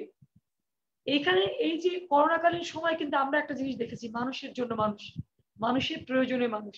দেখেন যেখানে করোনা হওয়ার কারণে সন্তান তার বাবাকে ঘরের মধ্যে তালা মেরে খাবার না দিয়ে মেরে ফেলেছে, সন্তানরা বাবা মার জানাজায় পর্যন্ত যায়নি, দাফন করতে যায়নি, সেখানে কিন্তু প্রশাসনের লোকজন, ইভেন ছাত্রলীগের, আওয়ামী লীগের লোকজন তাদেরকে দাফন কাফনের ব্যবস্থা করেছে আওয়ামী লীগের নেতারা। এই যে বাম্পার ফলন হয়েছে আমাদের, অন্যান্য দেশের অবস্থা তো খুবই খারাপ, এই বাম্পার ফলনটা সঠিক সময় ঘরে তোলার ব্যবস্থা করেছে আওয়ামী লীগ, ছাত্রলীগ, আমাদের শিক্ষক সমাজ, প্রশাসনের লোকজনও কেটেছে। সুতরাং আমরা কিন্তু সেই মুক্তিযুদ্ধের মতো আমরা কিন্তু অনেকেই স্বার্থপর ব্যক্তিগত পর্যায়ে, বাট আমরা কিন্তু সময়ের প্রয়োজনে আমরা বাঙালিরা সবাই সবার পাশে থাকি, এক হয়ে যায়। এই জিনিসটা কিন্তু বিশ্বের অন্য কোনো দেশে কোনো লোকের নেই, যেটা আমাদের মধ্যে আছে। এটাকে বলে ভ্রাতৃত্ববোধ। ভ্রাতৃত্ববোধ আছে বিধায় কিন্তু এই ঝড়, বন্যা, জলোচ্ছ্বাসে এই বাংলাদেশ, প্রাকৃতিক দুর্যোগের বাংলাদেশ আজ পর্যন্ত মাথা উঁচু করে দাঁড়িয়ে আছে। এবং এই করোনাকালীন সময়ে যেখানে বিশ্বের অর্থনৈতিক অবস্থা পুরোপুরি ভঙ্গুর, বিপর্যস্ত, সেখানে কিন্তু বাংলাদেশ মাথা উঁচু করে দাঁড়িয়ে আছে। কোনো দল মানলে মানুক, না মানলে না মানুক, সারা বিশ্ববাসী, সারা বাংলাদেশ দেখছে। কোটি কয়েক লোক যদি বলে যে দেশের অর্থনীতি খারাপ হয়ে গেছে, তাহলে এটা হবে না। এই করোনাকালীন সময়েও কিন্তু বাংলাদেশ দুর্নীতিতে চ্যাম্পিয়ন হয়নি, যেটা 2001 থেকে 6 পর্যন্ত পর 5 বার বাংলাদেশ দুর্নীতিতে চ্যাম্পিয়ন হয়েছিল। 2009 থেকে অদ্যাবধি 12 বছর বাংলাদেশ কিন্তু দুর্নীতিতে একবারও চ্যাম্পিয়ন হয়নি। যতটুকু ডেভেলপমেন্ট সেইটুকু শেখ হাসিনা সরকারের হাত দিয়ে হয়েছে, শেখ হাসিনার একক প্রচেষ্টাতেই হয়েছে। কেউ মানুক বা না মানুক, বিশ্বে এটি আজ বাস্তব এবং এটি আজ সমাদৃত, এটি আজ সবাই মানছে, মেনে নিচ্ছে এবং এটি সবাই গ্রহণও করেছে। সুতরাং কেউ হাজার চিৎকার চেঁচামেচি করলেও কিচ্ছু যায় আসে না। সরকার যে গতিতে চলছে, তার যে কাজের যে গতিধারা অব্যাহত রেখেছে, এটি ইনশাল্লাহ শেখ হাসিনা যতদিন বেঁচে আছে অব্যাহত থাকবে এবং এভাবেই আমাদের দেশ এগিয়ে যাবে। এবং করোনা কেন, আমরা সকল বিপদ আপদকে আমরা জয় করে সামনের দিকে এগিয়ে যাব এবং বিশ্বের একটি উন্নত রাষ্ট্র হিসেবে আমরা স্বীকৃতি লাভ করবো বিশ্ব দরবারে। তবে আমার একটি কথা, এটির জন্য কিন্তু আমাদের জনগণকেও সরকারকে কোঅপারেট করতে হবে। কিভাবে কোঅপারেট করতে হবে? জনগণের স্বার্থে সরকার যেসব বিধি আরোপগুলি, বিধি নিষেধগুলি দিয়েছেন আমাদের মধ্যে, যে করোনা কে আমরা এড়িয়ে চলতে পারি কি কি কাজ করলে, খুব বেশি কিছু না, দু একটা কাজ করলে আমরা এড়িয়ে চলতে পারি, করোনাকে জয় করতে পারি। সেটি যেন আমরা যদি সবাই আমরা মেনে চলি, আমরা যদি শতভাগ মানুষ মাস্ক পরে ঘর থেকে বের হই, তাহলে কিন্তু এই করোনার শীতের সিজনে সেকেন্ড সিজনটা আমরা জয় করে যাব। আমাদের মৃত্যুর হারও বাড়বে না, আমাদের আক্রান্তের হারও বাড়বে না। আমি এইটুকু আমি চ্যালেঞ্জ করে ঘোষণা দিলাম, যদি সরকার গৃহীত যে সকল বিধিনিষেধ আইনগুলি জনগণের জন্য করোনাকালীন সময়ের জন্য দিয়েছে, সেটি যদি আমরা সমস্ত জনগণ শতভাগ আমরা মেনে চলি, সেটা বিএনপি হোক আর আওয়ামী লীগ হোক। আর একটা কথা আমি আপনাকে বলি ভাই, করোনায় কিন্তু বিএনপি আওয়ামী লীগ চেনে না, বুঝছেন? ওই যতই বড় বড় কথা হোক, এই করোনায় বিএনপি আওয়ামী লীগ চেনে না। করোনায় চেনে ইনসিকিউর পারসন, কেয়ারলেস পারসন। যারা কেয়ারলেস, যারা মাস্ক পরতেছে, মাস্ক পরার পাশাপাশি একটু পরপর ঘাম মোছার জন্য ওই হাতটা আনক্লিন হাতটা মুখ মুছতেছে, তাহলে আমি মাস্ক পরার সুবিধা কি হলো? আমার কথা, যখনই আমি মুখে হাত দিব, আমি হাত হয় ধৌত করে নিব সাবান দিয়ে, অথবা আমার হ্যান্ড স্যানিটাইজার দিয়ে হাতটা ক্লিন করে আমি মুখে হাত দিব। আমি কখনোই আনক্লিন হাত মুখে দেব না। আমি মাস্ক পরিহিত থাকবো, এবং আমি বাসায় যখন ঢুকবো আমি সাথে সাথে বাথরুমে সাবান দিয়ে গোসল করে ফেলবো, আমার পরিধেয় বস্ত্র দিয়ে আমি সাবান দিয়ে ধুয়ে ফেলবো। যদি এই কাজটি শতভাগ নাগরিক মেনে চলে, তাহলে এই শীতের সিজন আমি মনে করি করোনার মৃত্যু একেবারে শূন্যের কোটায় নেমে আসবে, এইটুকু আমি মনে করি। আর বাকিটুকু বন্ধু যারা বলছেন এই যে সরকারের এই অনেক গাফিলতির কথা, বলবো যে এখনো সময় আছে, আপনারা এগুলি বাদ দেন, বাদ দিয়ে আপনারা সরকার যেভাবে বলছে সেভাবে চললে ওই করোনা নিলে আপনাকেও ধরবে। আপনি বিএনপি করেন বলে আপনি বাইচে যাবেন, তা কিন্তু ঠিক না। সুতরাং সরকার যে বিধিনিষেধগুলি দিয়েছে সেগুলি কিন্তু বিএনপি আওয়ামী লীগের জন্য না, শুধু এটি বাংলাদেশে বসবাসকারী প্রতিটি নাগরিকের জন্য প্রযোজ্য। সুতরাং আসুন সরকারের গৃহীত বিধিনিষেধগুলি মেনে চলি, এবং আমরা এই সেকেন্ড সিজনের যে আমাদের করোনার একটা চাপ আমরা দেখছি, আসন্ন যে চাপটি, সেটি আমরা মোকাবেলা করি সকলে মিলে সম্মিলিতভাবে। সেটা সরকারের সাথে আলোচনার কিছু নাই, এটি আমরা সবাইকে বলি, আসুন আমরা নিজেরাও মাস্ক ছাড়া বের হবো না, কেউ মাস্ক ছাড়া ঘর থেকে বের হবেন না। ধন্যবাদ আপনাকে। ধন্যবাদ আপু, আবার আসবো আপনার কাছে। আমি যাব, আমাদের সাথে আছেন প্রবাদরণ চট্টগ্রাম ব্যুরো প্রধান শাহরিয়া হাসান। শাহরিয়া হাসান ভাই, আপনি শুনলেন আমাদের আজকে অতিথিরা অনেক কথা বলেছেন, বিশেষ করে কোভিড-19 নিয়ে। আপনি কি বলবেন? এবং আমাদের অনেক দর্শক আছেন আমাদের সাথে, অনেক দর্শক প্রশ্ন লিখেছেন, যদি একটু দর্শকদের দুই একটা কথা আপনি তুলে ধরেন। জি, ধন্যবাদ আপনাকে। আমি সম্মানিত আলোচক যারা আজকে অংশ নিয়েছেন, প্রত্যেকের আলোচনা বেশ মনোযোগ দিয়ে শুনেছি। সবাই চমৎকার করে তাদের বক্তব্যগুলো আমাদের কাছে তুলে ধরেছেন, সাধুবাদ জানাই প্রত্যেককে। কমেন্টস গুলো অনেক এসছে, খুব একটা পড়ার প্রয়োজন হবে না মনে করি, কারণ প্রায় একই রকমের। অনেকেই আপনার মাননীয় সংসদ সদস্য তার কার্যপ্রণালী, তার কাজকর্মের প্রশংসা করেছেন। অনেকে আবার তাজউদ্দিন সাহেবের বক্তব্যকে সাধুবাদ জানিয়েছেন, কেউ আবার আপনার ফারহানা ইয়াসমিনের বক্তব্যকেও স্বাগত জানিয়েছেন। এইসবই মোদ্দা কথায় কমেন্টসের মধ্যে আছে। আমি তাজউদ্দিন সেকান্দার বাহরাইন থেকে যিনি বলেছেন কথাগুলো শুনেছি, তিনি একটা খুব সুন্দর বিষয় টেনে এনেছেন। বাহরাইনের যিনি প্রধানমন্ত্রী, তার মৃত্যুবরণের পর আমাদের দেশের বা সরকারের একটা ভূমিকা তিনি আশা করেছেন। এবং সত্যিকার অর্থে আমি যতটুকু জানি, যতটুকু খোঁজ খবর রাখি একজন গণমাধ্যম কর্মী হিসেবে, বাহরাইন বাংলাদেশের বন্ধু রাষ্ট্র। এবং বন্ধু রাষ্ট্র বলার মধ্যে একটা বিষয় আছে, বাহরাইন সত্যিকারের অর্থে একটা বন্ধু রাষ্ট্র। যারা আমাদের প্রবাসীরা যারা ওখানে থাকে, তারা অনেক ধরনের সহযোগিতা ওই দেশের সরকারের কাছ থেকে পান, প্রতিনিয়তই পেয়ে এসছেন। তো সেই ক্ষেত্রে বাংলাদেশের সরকারের নিশ্চয়ই একটা কূটনৈতিক ভালো বিষয় যে তারা জানেন, এবং কখন কি করা লাগে সেটা নিশ্চয়ই বোঝেন। পররাষ্ট্রমন্ত্রীকে যাওয়ার জন্য তিনি আহ্বান জানিয়েছেন ওখানে এই শোকের সময়, এবং সেটি যথার্থ তিনি আহ্বান জানিয়েছেন। আমাদের মন্ত্রী মহোদয় সম্মতি জানিয়েছেন বলে জেনেছি, সেটি আমাদের খুব ভালো লাগলো, যে চমৎকার একটি বিষয় এটি। দেশে আটকে পড়া 3000 বাহরাইন প্রবাসীকে ফেরত নেওয়ার বিষয়ে তিনি কথা বলেছেন। ডাক্তার কাজী মোখলেসুর রহমানের গুরুত্বপূর্ণ কথাগুলো বলেছেন কোভিড-19 পরিস্থিতি নিয়ে। ভ্যাকসিনের সর্বশেষ একটা তথ্য তিনি আমাদেরকে জানিয়েছেন, সর্বশেষ পরিস্থিতিটা। কোভিড-19 নিয়ে আগামী সময়গুলো কেমন হতে পারে ধারণা দিয়েছেন। বাংলাদেশে কোভিড-19 নমুনা পরীক্ষা যে অত্যন্ত শ্লথ গতিতে চলছে, এবং সত্যিকার অর্থে যে এখানে কোভিড-19 আক্রান্ত বা শনাক্তের যে সত্যিকারের কোন তথ্য ঠিক মতো পাওয়া যাচ্ছে না, এই ব্যাপারে তিনি একটা আশঙ্কা প্রকাশ করেছেন। ফারহানা ইয়াসমিন আতিকা সম্মানিত আলোচক, তিনি তার বক্তব্যে ভ্যাকসিন ক্রয়ের পদ্ধতি, অর্থাৎ সরকার যে ভ্যাকসিন কিনবেন সেই কেনার পদ্ধতি সম্পর্কে তিনি একটা প্রশ্ন তুলেছেন এবং ভ্যাকসিন যেন বিনামূল্যে সাধারণ মানুষের কাছে পৌঁছানো যায় সেই আহ্বান তিনি জানিয়েছেন। তার দল বিএনপির উদ্যোগের কথা বলেছেন, কোভিড-19 নিয়ে তার দল কি কি কাজ করেছে তার ছোট্ট একটা উপস্থাপনা তিনি আমাদেরকে জানিয়েছেন। ভ্যাকসিন প্রাপ্তির ডেডলাইন সম্পর্কে তিনি জানতে চেয়েছেন, যদিও সেটি চিকিৎসা বা সরকারের বিষয়। দেশে গণতন্ত্রের চর্চা নিয়ে তার প্রশ্ন আছে, জবাবদিহিতা নেই এমনটি তার অভিমত আছে। শিক্ষার্থীদের পড়াশোনার প্রতিবন্ধকতা নিয়েও তিনি কথা বলেছেন।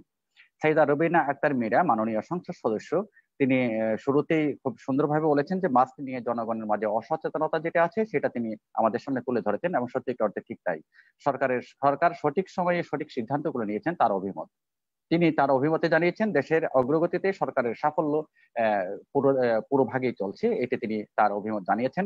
স্বাস্থ্য সুরক্ষায় বিধি মেনে চলার জন্য জনসাধারণের প্রতি, সাধারণ মানুষের প্রতি তিনি আহ্বান জানিয়েছেন।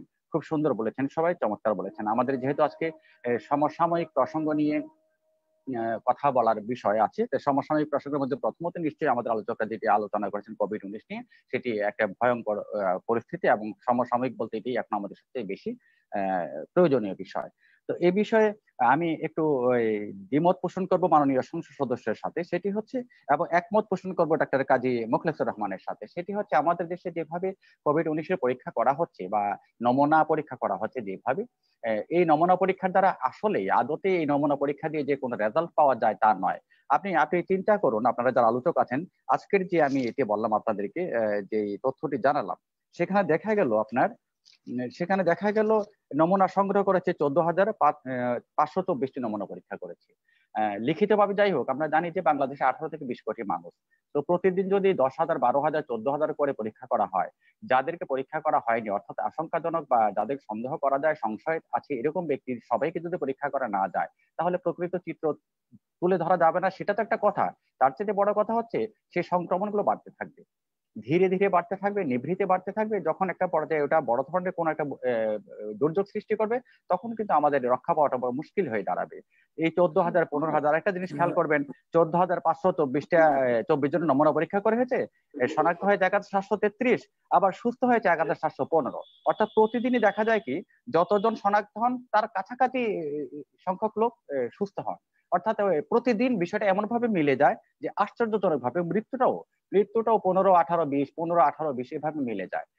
এটা হয় কি, এখন সেটা তো তারা যেভাবে পেয়েছেন সেটাই বলছেন, কিন্তু আমার প্রশ্নটা হচ্ছে কি, সত্যিকার ভাবে সঠিক যদি নমুনা পরীক্ষা করা হয়, সঠিকভাবে যদি আপনার রোগটাকে কোথায় কতটুকু আছে, কতগুলো আছে, কোন জেলায় ঠিকভাবে পরিমাপ করা যায়, তাহলে হয়তো আমরা আরো অনেক তথ্য জানতে পারবো, যেটি সরকার এবং দেশের মানুষের জন্য সহায়ক হবে।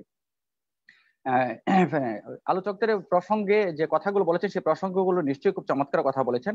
আমি আরেকটা প্রশ্ন তুলতে চাই, যিনি ফারহানা ইয়াসমিন আতিকা যিনি কথা বলেছেন, তিনি, আমি যতটুকু জেনেছি, তিনি বাংলাদেশের একটি বড় রাজনৈতিক দল বাংলাদেশ জাতীয়তাবাদী দলের একজন নেত্রী। তিনি তার কথায় সরকারের বেশ কিছু সমালোচনা করেছেন, যে ভ্যাকসিন ক্রয়ের বিষয়গুলো নিয়ে তিনি কথা বলেছেন, পদ্ধতিটা আসলে ঠিক নয়, এবং সেটা আমিও মানছি। কারণ কি, তৃতীয় পক্ষকে দিয়ে যদি ভ্যাকসিনটা কেনার দরকার কেন হয় বুঝলাম না। ভ্যাকসিন করে সম্ভবত এর সাথে সম্পৃক্ত আছে, তাহলে তৃতীয় পক্ষ যদি, অর্থাৎ যেটাকে আমরা মধ্যস্বত্বভোগী বলি, যেটাকে আমরা দালাল চক্র বলি, অর্থাৎ কথাগুলো অসুন্দর মনে হয়, কিন্তু এগুলো আবিধানিক শব্দ। তখন হয় কি, তখন ওই কেনাকাটাটাই একটা, আপনার কি বলা হয়, স্বচ্ছতা কিংবা ঠিক বিষয় ঠিকভাবে কিনা হচ্ছে কিনা, ঠিক সামগ্রীগুলো কিনা হচ্ছে সংশয় থেকে যায়, এবং এটার প্রমাণও আছে, আমাদের অতীতে অনেক ভুরি প্রমাণ আছে। তো একটা অসুস্থ, এত কোভিড-19 মতো একটা ভয়ঙ্কর জায়গায় আমাদেরকে সচেতন হওয়া দরকার বলে আমি মনে করি। এই জায়গায় ফারহানা ইয়াসমিন আতিকা খুব সুন্দর, যথার্থ, যৌক্তিক কথাটি তিনি বলেছেন। কিন্তু পাশাপাশি আমাদের যারা রাজনীতি করেন, রাজনীতি চর্চা করেন, রাজনীতি একটা সম্পৃক্ত আছেন, তাদের কাছে আমাদের একটা প্রশ্ন থাকে। ফারহানা ইয়াসমিন আতিকা খুব সুন্দরভাবে ভ্যাকসিনের বিষয়টি তুলে এনেছেন, এবং তিনি যে আপনার গণতন্ত্রের চর্চা নেই, জবাবদিহিতা নেই প্রসঙ্গগুলো বলেছেন, আমি একটু যদি এভাবে শুনতে পাইতাম যে তাঁর দল যখন ক্ষমতায় ছিল, একবার নয় 2-3 বার, প্রায় 15-16 বছর বা 17 বছর ক্ষমতায় ছিলেন, তখন গণতন্ত্রের চর্চা কতটুকু ছিল বা জবাবদিহিতা বা কতটুকু ছিল, সেটির সঙ্গে পরিমাপ করে আমাদেরকে জানাতেন যে আগে এবং বর্তমানে কোনো ফারাক আছে কিনা নেই, অথবা সমান তালে চলছে, অথবা আগের চেয়ে ভালো হয়েছে কিংবা খারাপ হয়েছে, তাহলে আমাদের জনসাধারণ বুঝতে সুবিধা হতো যে আমাদের রাজনীতিকরা আসলে কিভাবে আমাদের মঙ্গলের জন্য, কল্যাণের জন্য ভূমিকা রাখেন। সৈয়দা রুবিনা আক্তার তার বক্তব্যে বলেছেন যে সরকার সঠিক সময়ে সঠিক সিদ্ধান্ত নিয়েছে, মোটেও একমত হতে পারছি না বিষয়টার সাথে, আমি দুঃখিত। তার কারণ কি জানেন, আমি এর আগেও বিভিন্ন ইয়েতে বলেছি, জনগণ পৃথিবী যখন জানে যে কোভিড-19 দাপিয়ে বেড়াচ্ছে, তখন আমাদের স্বাস্থ্য মন্ত্রণালয় কিংবা স্বাস্থ্য অধিদপ্তর মাস্ক যে ব্যবহার করতে হবে সেটা বুঝতে সময় লেগেছে 4 মাস। মার্চ, এপ্রিল, মে, জুন যাওয়ার পর জুলাই মাসে তারা বুঝতে পেরেছেন মাস্কের দরকার আছে। এই হচ্ছে তাদের বুঝতে পারার বিষয়টি। বুঝতেই যদি 4 মাস 5 মাস সময় লাগায়, তো ওই 4-5 মাসে তো অনেক কিছু হয়ে গেছে, মাস্ক ছাড়া যা ঘটার ঘটেই গেছে। আর এখন যেটি বলছেন যে মানুষ মানছে না, তাকে কি জোর করে মানানো যাবে?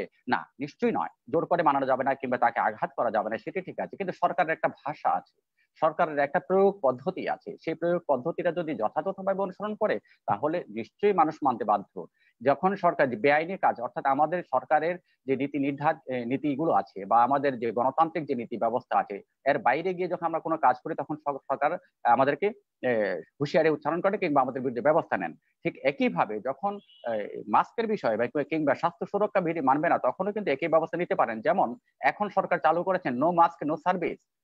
চমৎকার। এই নো মাস্ক নো সার্ভিস অর্থাৎ বিষয়টা হচ্ছে কি জানেন, দেরিতে বুঝলে তো হবে না, সংক্রমণ লাখ লাখ বেড়ে যাওয়ার পর যদি নো মাস্ক নো সার্ভিস এই ধরনের বিষয়গুলো আসে, এগুলো আজকে থেকে 6 মাস 5 মাস আগে এলে অসুবিধাটা ছিল কোথায়? এবং এখন সরকারের অফিসে গেলে মাস্ক ছাড়া সার্ভিস দেওয়া হচ্ছে না। চমৎকার। তো এই বিষয়গুলো দেরিতে, অর্থাৎ আমি যদি প্রশ্নটা এইভাবে নিই, দেখুন আজকের পত্রিকায় লিখেছে, প্রসঙ্গ একটা থেকে আরেকটা চলে আসতে হয়। আজকের পত্রিকার তাজা খবর সেটি হচ্ছে মাননীয় সংসদ সদস্য, আমার তো মাননীয় বলতেই হয় যেহেতু সংসদ সদস্য তিনি, মাননীয় সংসদ সদস্য পাপলু, যিনি কুয়েতে গ্রেপ্তার হয়ে কুয়েত সরকারের কারাগারে বন্দী অবস্থায় আছেন। এই পাপলু সাহেবের ওনার স্ত্রীর ওয়াইফ, যার বয়স মাত্র 23, তিনি যেটুকু সংবাদ গণমাধ্যমে এসেছে, তার বাবার সংসারে তিনি খেতে পড়তে পারার মতো অবস্থাটা ছিল না, অর্থাৎ দরিদ্র অবস্থায় ছিলেন। খুবই একটা দুর্যোগপূর্ণ জীবন ব্যবস্থা তাদের ছিল। তিনি 500 কোটি টাকার মালিক। এই কয় বছরে পাপলু এমপি হওয়ার পর 500 কোটি টাকার মালিক তিনি, এবং একটি ব্যাংকে তার 70-টিরও বেশি আপনার এফডিআর আছে। ওই 23 বছর বয়সী মাননীয় সংসদ সদস্য পাপলুর শেলিকার। এটির বাইরে তো ওনার স্ত্রী, তিনিও মাননীয় সংসদ সদস্য। আমরা সবাই মাননীয়দেরকে নিয়ে আছি, উনিও মাননীয় সংসদ সদস্য। তারও অনেক ধরনের দুর্নীতি দমন কমিশন তাকেও তলব করেছে। অর্থাৎ একজন মাননীয় সংসদ সদস্য, তার স্ত্রী, তার শেলিকা মিলে এতগুলো কর্মকাণ্ড করে ফেলো। আমাদের এনবিআর কোথায় ছিল? এই সম্পদ যখন ব্যাংকে রাখা হয়, এই অর্থ যখন ব্যাংকে রাখা হয়, এই সম্পদ যখন পাহাড় হয়, তখন আমাদের আইন প্রয়োগকারী সংস্থা, সরকারের নীতি নির্ধারক যারা যে কাজ করেন, তারা কোথায় ছিলেন? আজকে যখন তাকে কুয়েতে আটকানো হয়েছে, অর্থাৎ আমাদের মুখে ছাই দেওয়া হয়েছে, আমরা কলঙ্কে ডুবে গেছি। বিদেশের একটা রাষ্ট্রে যখন তাকে আটক করা হয়েছে, তার নামে যখন আদম ব্যবসার অর্থাৎ দালালি ব্যবসার একটা এসছে, অভিযোগ এসেছে, তখন আমাদের বোধোদয় হয়েছে যে তার ব্যাপারে দুদককে অনুসন্ধান করতে হবে, তার শেলিকার কি আছে আমাকে খুঁজে বের করতে হবে। তার আগে তো তিনি আমার দেশের মানুষের 12টা বাজিয়ে দিয়েছেন। অনেকে তো তার বিরুদ্ধে সাক্ষ্য দিয়েছেন, যারা ওখানে গিয়ে খেতে পড়তে পারে না, কান্না করে করে তারা নালিশ করেছেন। তো এই যে কান্না করিয়েছেন, ঝরিয়েছেন, ঝরানোর উপরে যখন দেখলেন উপায় নাই, তখন পাপলু সাহেবকে বলা হয় যে তার ব্যাপারে দুর্নীতি দমন কমিশন ব্যবস্থা নেবে। তিনি আমাদের মাননীয় সংসদ সদস্য এবং তার স্ত্রী আমাদের মাননীয় সংসদ সদস্য, যিনি খুব বলে কয়ে বেড়াতেন যে এগুলো গণমাধ্যমের প্রপাগান্ডা, গণমাধ্যম না জেনেই আমার হাজবেন্ডের বিরুদ্ধে কথা বলছে। অর্থাৎ একটা মিথ্যেকে, একটা অন্যায়কে ঢাকার জন্য একজন মাননীয় সংসদ সদস্য 3টা মিথ্যে কথা বলছেন, 3টি অন্যায় করছেন। এই হচ্ছে দেশটার এখনকার পরিস্থিতি নয়, এটি একেবারে আজকে থেকে যুগের পরিস্থিতি। যে সরকারি ক্ষমতা এসেছে, সেই সরকারই এইভাবে এই ব্যবস্থাগুলো নিয়েছে। যখন মানুষের পিঠ থেকে গেছে, যখন মানুষ সব জেনে গেছে, তখন তাকে গ্রেফতার করা, তখন তাকে নিখোঁজ সাংবাদিক হলো একজন, ওই সাংবাদিক নিখোঁজ থাকার পর তাকে আইন প্রয়োগকারী সংস্থা পর্যন্ত উদ্ধার করতে পারেনি, তাকে জনগণ উদ্ধার করেছে ব্রিজের নিচ থেকে। এখন তিনি বলছেন আমি আর নিউজ করব না। এখন আমিও কথা বলতে ভয় পাই গণমাধ্যম কর্মী হিসাবে, যে আমিও নিউজ করতে পারবো কিনা, যদি আমারও সেই দশাটা হয় তখন আমি কি করব।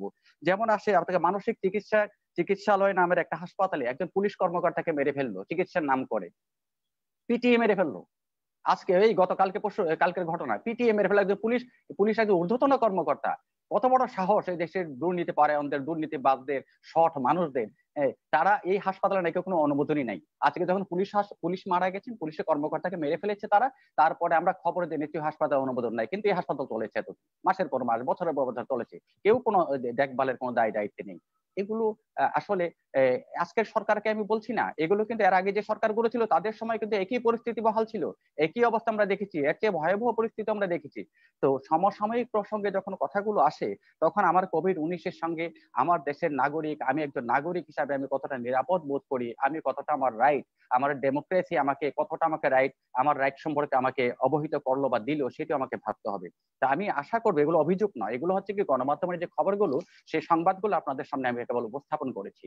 এই উপস্থাপন করার কারণ হচ্ছে এটা, আপনি মাননীয় সংসদ সদস্য একজন আছেন, এখানে আছেন রাজনৈতিক নেতৃত্বে দেন এমন একজন ব্যক্তি আছেন, এবং একজন প্রখ্যাত ডাক্তার আছেন যিনি বাংলাদেশের নাগরিক, তিনি প্রবাসে অবস্থান করলো, দেশের জন্য তার প্রাণ কাঁদে, দেশের জন্য তিনি ভাবেন, এবং আমাদের দেশের কোভিড-19 নিয়ে বেঁচে থাকার জন্য আমাদের কি করতে হবে, নিরাপত্তার জন্য কি করতে হবে, সেই ব্যাপারে তিনি আমাদেরকে পরামর্শ দিয়েছেন। আপনাদের নখদর্পণে এই বিষয়গুলো দেওয়ার অর্থ হচ্ছে আমাদেরকে আরো ভালোভাবে চলতে পারার জন্য, এই দেশকে আরো উন্নতি শিখরে নেওয়ার জন্য নিরাপত্তায়, তারপর আপনার অধিকার, গণতন্ত্র, শাসন ব্যবস্থায় আমরা বঙ্গবন্ধু যে স্বপ্নটা দেখেছেন, এই দেশকে স্বাধীন করে দিয়ে গেছেন আমাদেরকে, তিনি শুধু একা নয়, জীবদ্দশায় তিনি এই দেশের জন্য কি করেছেন সেটাই বলার অপেক্ষা রাখে না। তিনি শুধু বাংলাদেশের নয়, সারা পৃথিবীতে একজন মহানায়ক ছিলেন। সেই বঙ্গবন্ধুর স্বপ্নকে যদি পূরণ করতে হয়, বর্তমান যে অবস্থা চলছে তার চেয়ে অনেক অনেক দূর আমাদেরকে সামনের দিকে আরো স্বচ্ছতার সঙ্গে আরো দেশপ্রেমের সাথে এগিয়ে যেতে হবে, তাহলে হয়তো দেশ একটা সোনার দেশে পরিণত হবে। ধন্যবাদ আপনাদের সবাইকে। ধন্যবাদ শাহরিয়ার ভাই। আমাদের সাথে আজকে দুইজন রাজনীতিবিদ আছেন যারা মানে ছাত্র রাজনীতি করে এই রাজনীতির এই অবস্থায় এসেছেন, যারা দীর্ঘদিন ছাত্র রাজনীতি করে একটা অবস্থায় এসেছেন। আমরা দেখতে পাই আমাদের সংসদে প্রায় 60% ব্যবসায়ী সব, আমলা সব বিভিন্ন ধরনের রাজনীতিবিদ আছেন।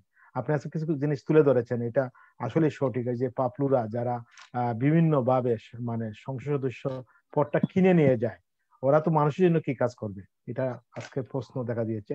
আমি এখন যাব, আমাদের সাথে আছেন বাহরাইন থেকে, বাহরাইন বাংলাদেশ ওয়েলফেয়ারের প্রতিষ্ঠা সভাপতি তাজউদ্দিন সিকান্দার ভাই। তাজউদ্দিন সিকান্দার ভাই আমাদের মাননীয় সংসদ সদস্য আছে, যিনি আছেন সৈয়দা রুবিনা আক্তার মীরা এমপি, যিনি আমাদের প্রবাসীদের নিয়ে কাজ করেন। আমরা বিভিন্ন সময় দেখেছি সংসদে বিভিন্ন জায়গায় প্রবাসীদের সমস্যা তুলে ধরেন। তো আমরা জানি যে আপনাদের বাহরাইনে প্রবাসীদের সমস্যা রয়েছে, যদি একটু সংক্ষিপ্ত কাজে তুলে ধরেন আমাদের মাননীয় এমপি মহোদয়, হয়তো এই জিনিসগুলো কাজে লাগাতে পারেন। ধন্যবাদ দুর্ভোগ দা। যেহেতু আজকে সমসাময়িক আলোচনা, আর আপনারা সবসময় আমাদেরকে প্রবাসী বলে ঠেলে আলাদা করে দেন। আলাদা করে দেওয়া মানে হচ্ছে যে আমরা শুধু প্রবাসী নিয়ে কথা বলি। আমি কিন্তু একা প্রবাসে থাকি, আমার কিন্তু 14 গোষ্ঠী বাংলাদেশে থাকে, 14 গোষ্ঠী বাংলাদেশে থাকে।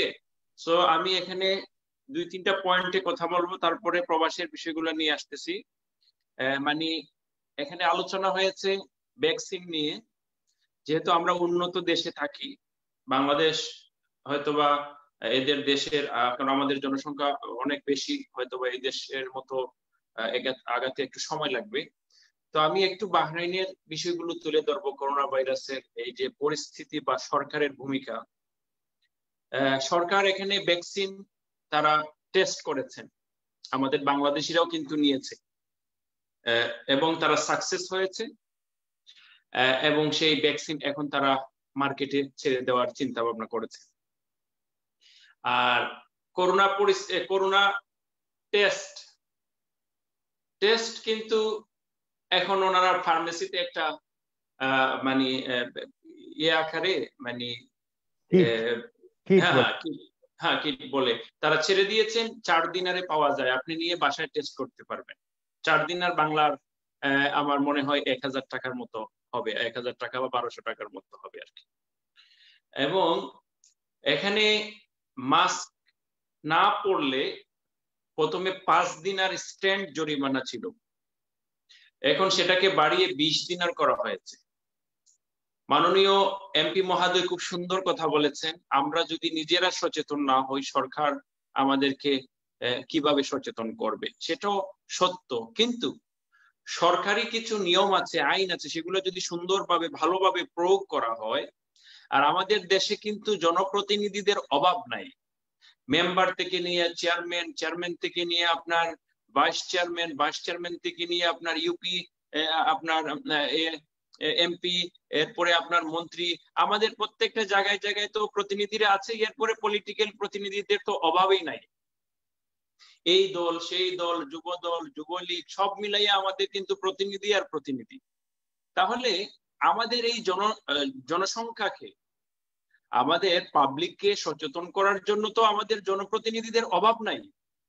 প্রত্যেকটা জনপ্রতিনিধি, বিএনপি বলেন, আওয়ামী লীগ বলেন, আরো যারা সামাজিক সংগঠনগুলো আছে যারা বলেন, সবাই মিলে যদি নিঃস্বার্থভাবে বাংলাদেশের মানুষের জন্য যদি সচেতনমূলক কিছু ভূমিকা পালন করেন, এবং আইন শৃঙ্খলা বাহিনী যদি সেই রকম ভূমিকা পালন করে যে মাস্ক ব্যবহার না করলে যাকে যেখানে পাবা সেখানে তাকে বেঁধে রাখবা, যেহেতু ফাইন দেওয়ার ক্ষমতা নাই আপনার পাবলিকে, অথবা এরকম কোনো একটা সিস্টেম, বুথ সিস্টেম করে রাখা প্রত্যেকটা জায়গাতে আপনার, যেহেতু করোনা ভাইরাস আপনার এখন মারাত্মক একটা বিষয়, যেহেতু একটা মহামারী আকারে ধারণ করে, এবং ঠান্ডার সিজনে আমরা শুনেছি সেটা আরো বেড়ে যাবে। তো সেই ক্ষেত্রে আমাদের থানা এলাকা, মানে গ্রাম অঞ্চলে থানা আছে, সেই থানা থেকে একজন পুলিশ প্রত্যেকটা গ্রামে গ্রামে দিলে সমস্যা কোথায়? একটা করে ক্যাম্প দিলে এই করোনা ভাইরাসের জন্য, শুধু করোনা ভাইরাসের সচেতন করার জন্য একজন পুলিশ যদি থাকে, আর সেখানে জনপ্রতিনিধিরা যদি পুলিশকে সহযোগিতা করে, একটা বুথ, একটা ক্যাম্প তৈরি করে একটা পুলিশ থাকে, যে তখন এই গ্রামের সকল মানুষ ভয় পাবে যে মাগো সেখানে পুলিশ আছে, আমাকে ফাইন দিবে, জরিমানা করবে, অথবা ধরে নিয়ে যাবে। ফাইনের দরকার নাই, যারা মাস্ক ব্যবহার করবো না তারকে নিয়ে থানায় 2 দিন বেঁধে রাখেন। দেখেন বাংলাদেশের 14-18 কোটি মানুষ ভালো হইতে সময় লাগবে না। সেখানে আপনার কি করতে হবে?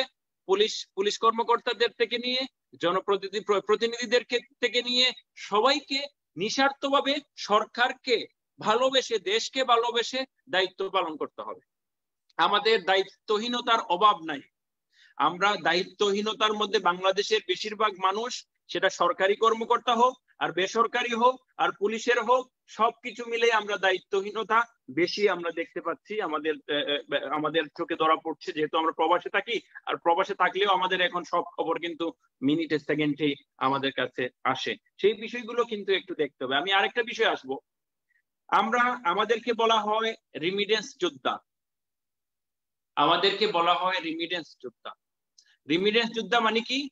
আমরা এখানে ওই দূরে থেকে ইনকাম করে, বউ বাচ্চা দূরে রেখে, মা বাপকে না দেখে আমরা ইনকাম করে বাংলাদেশে পাঠাই আমাদের পরিবারকে, ঠিক আছে?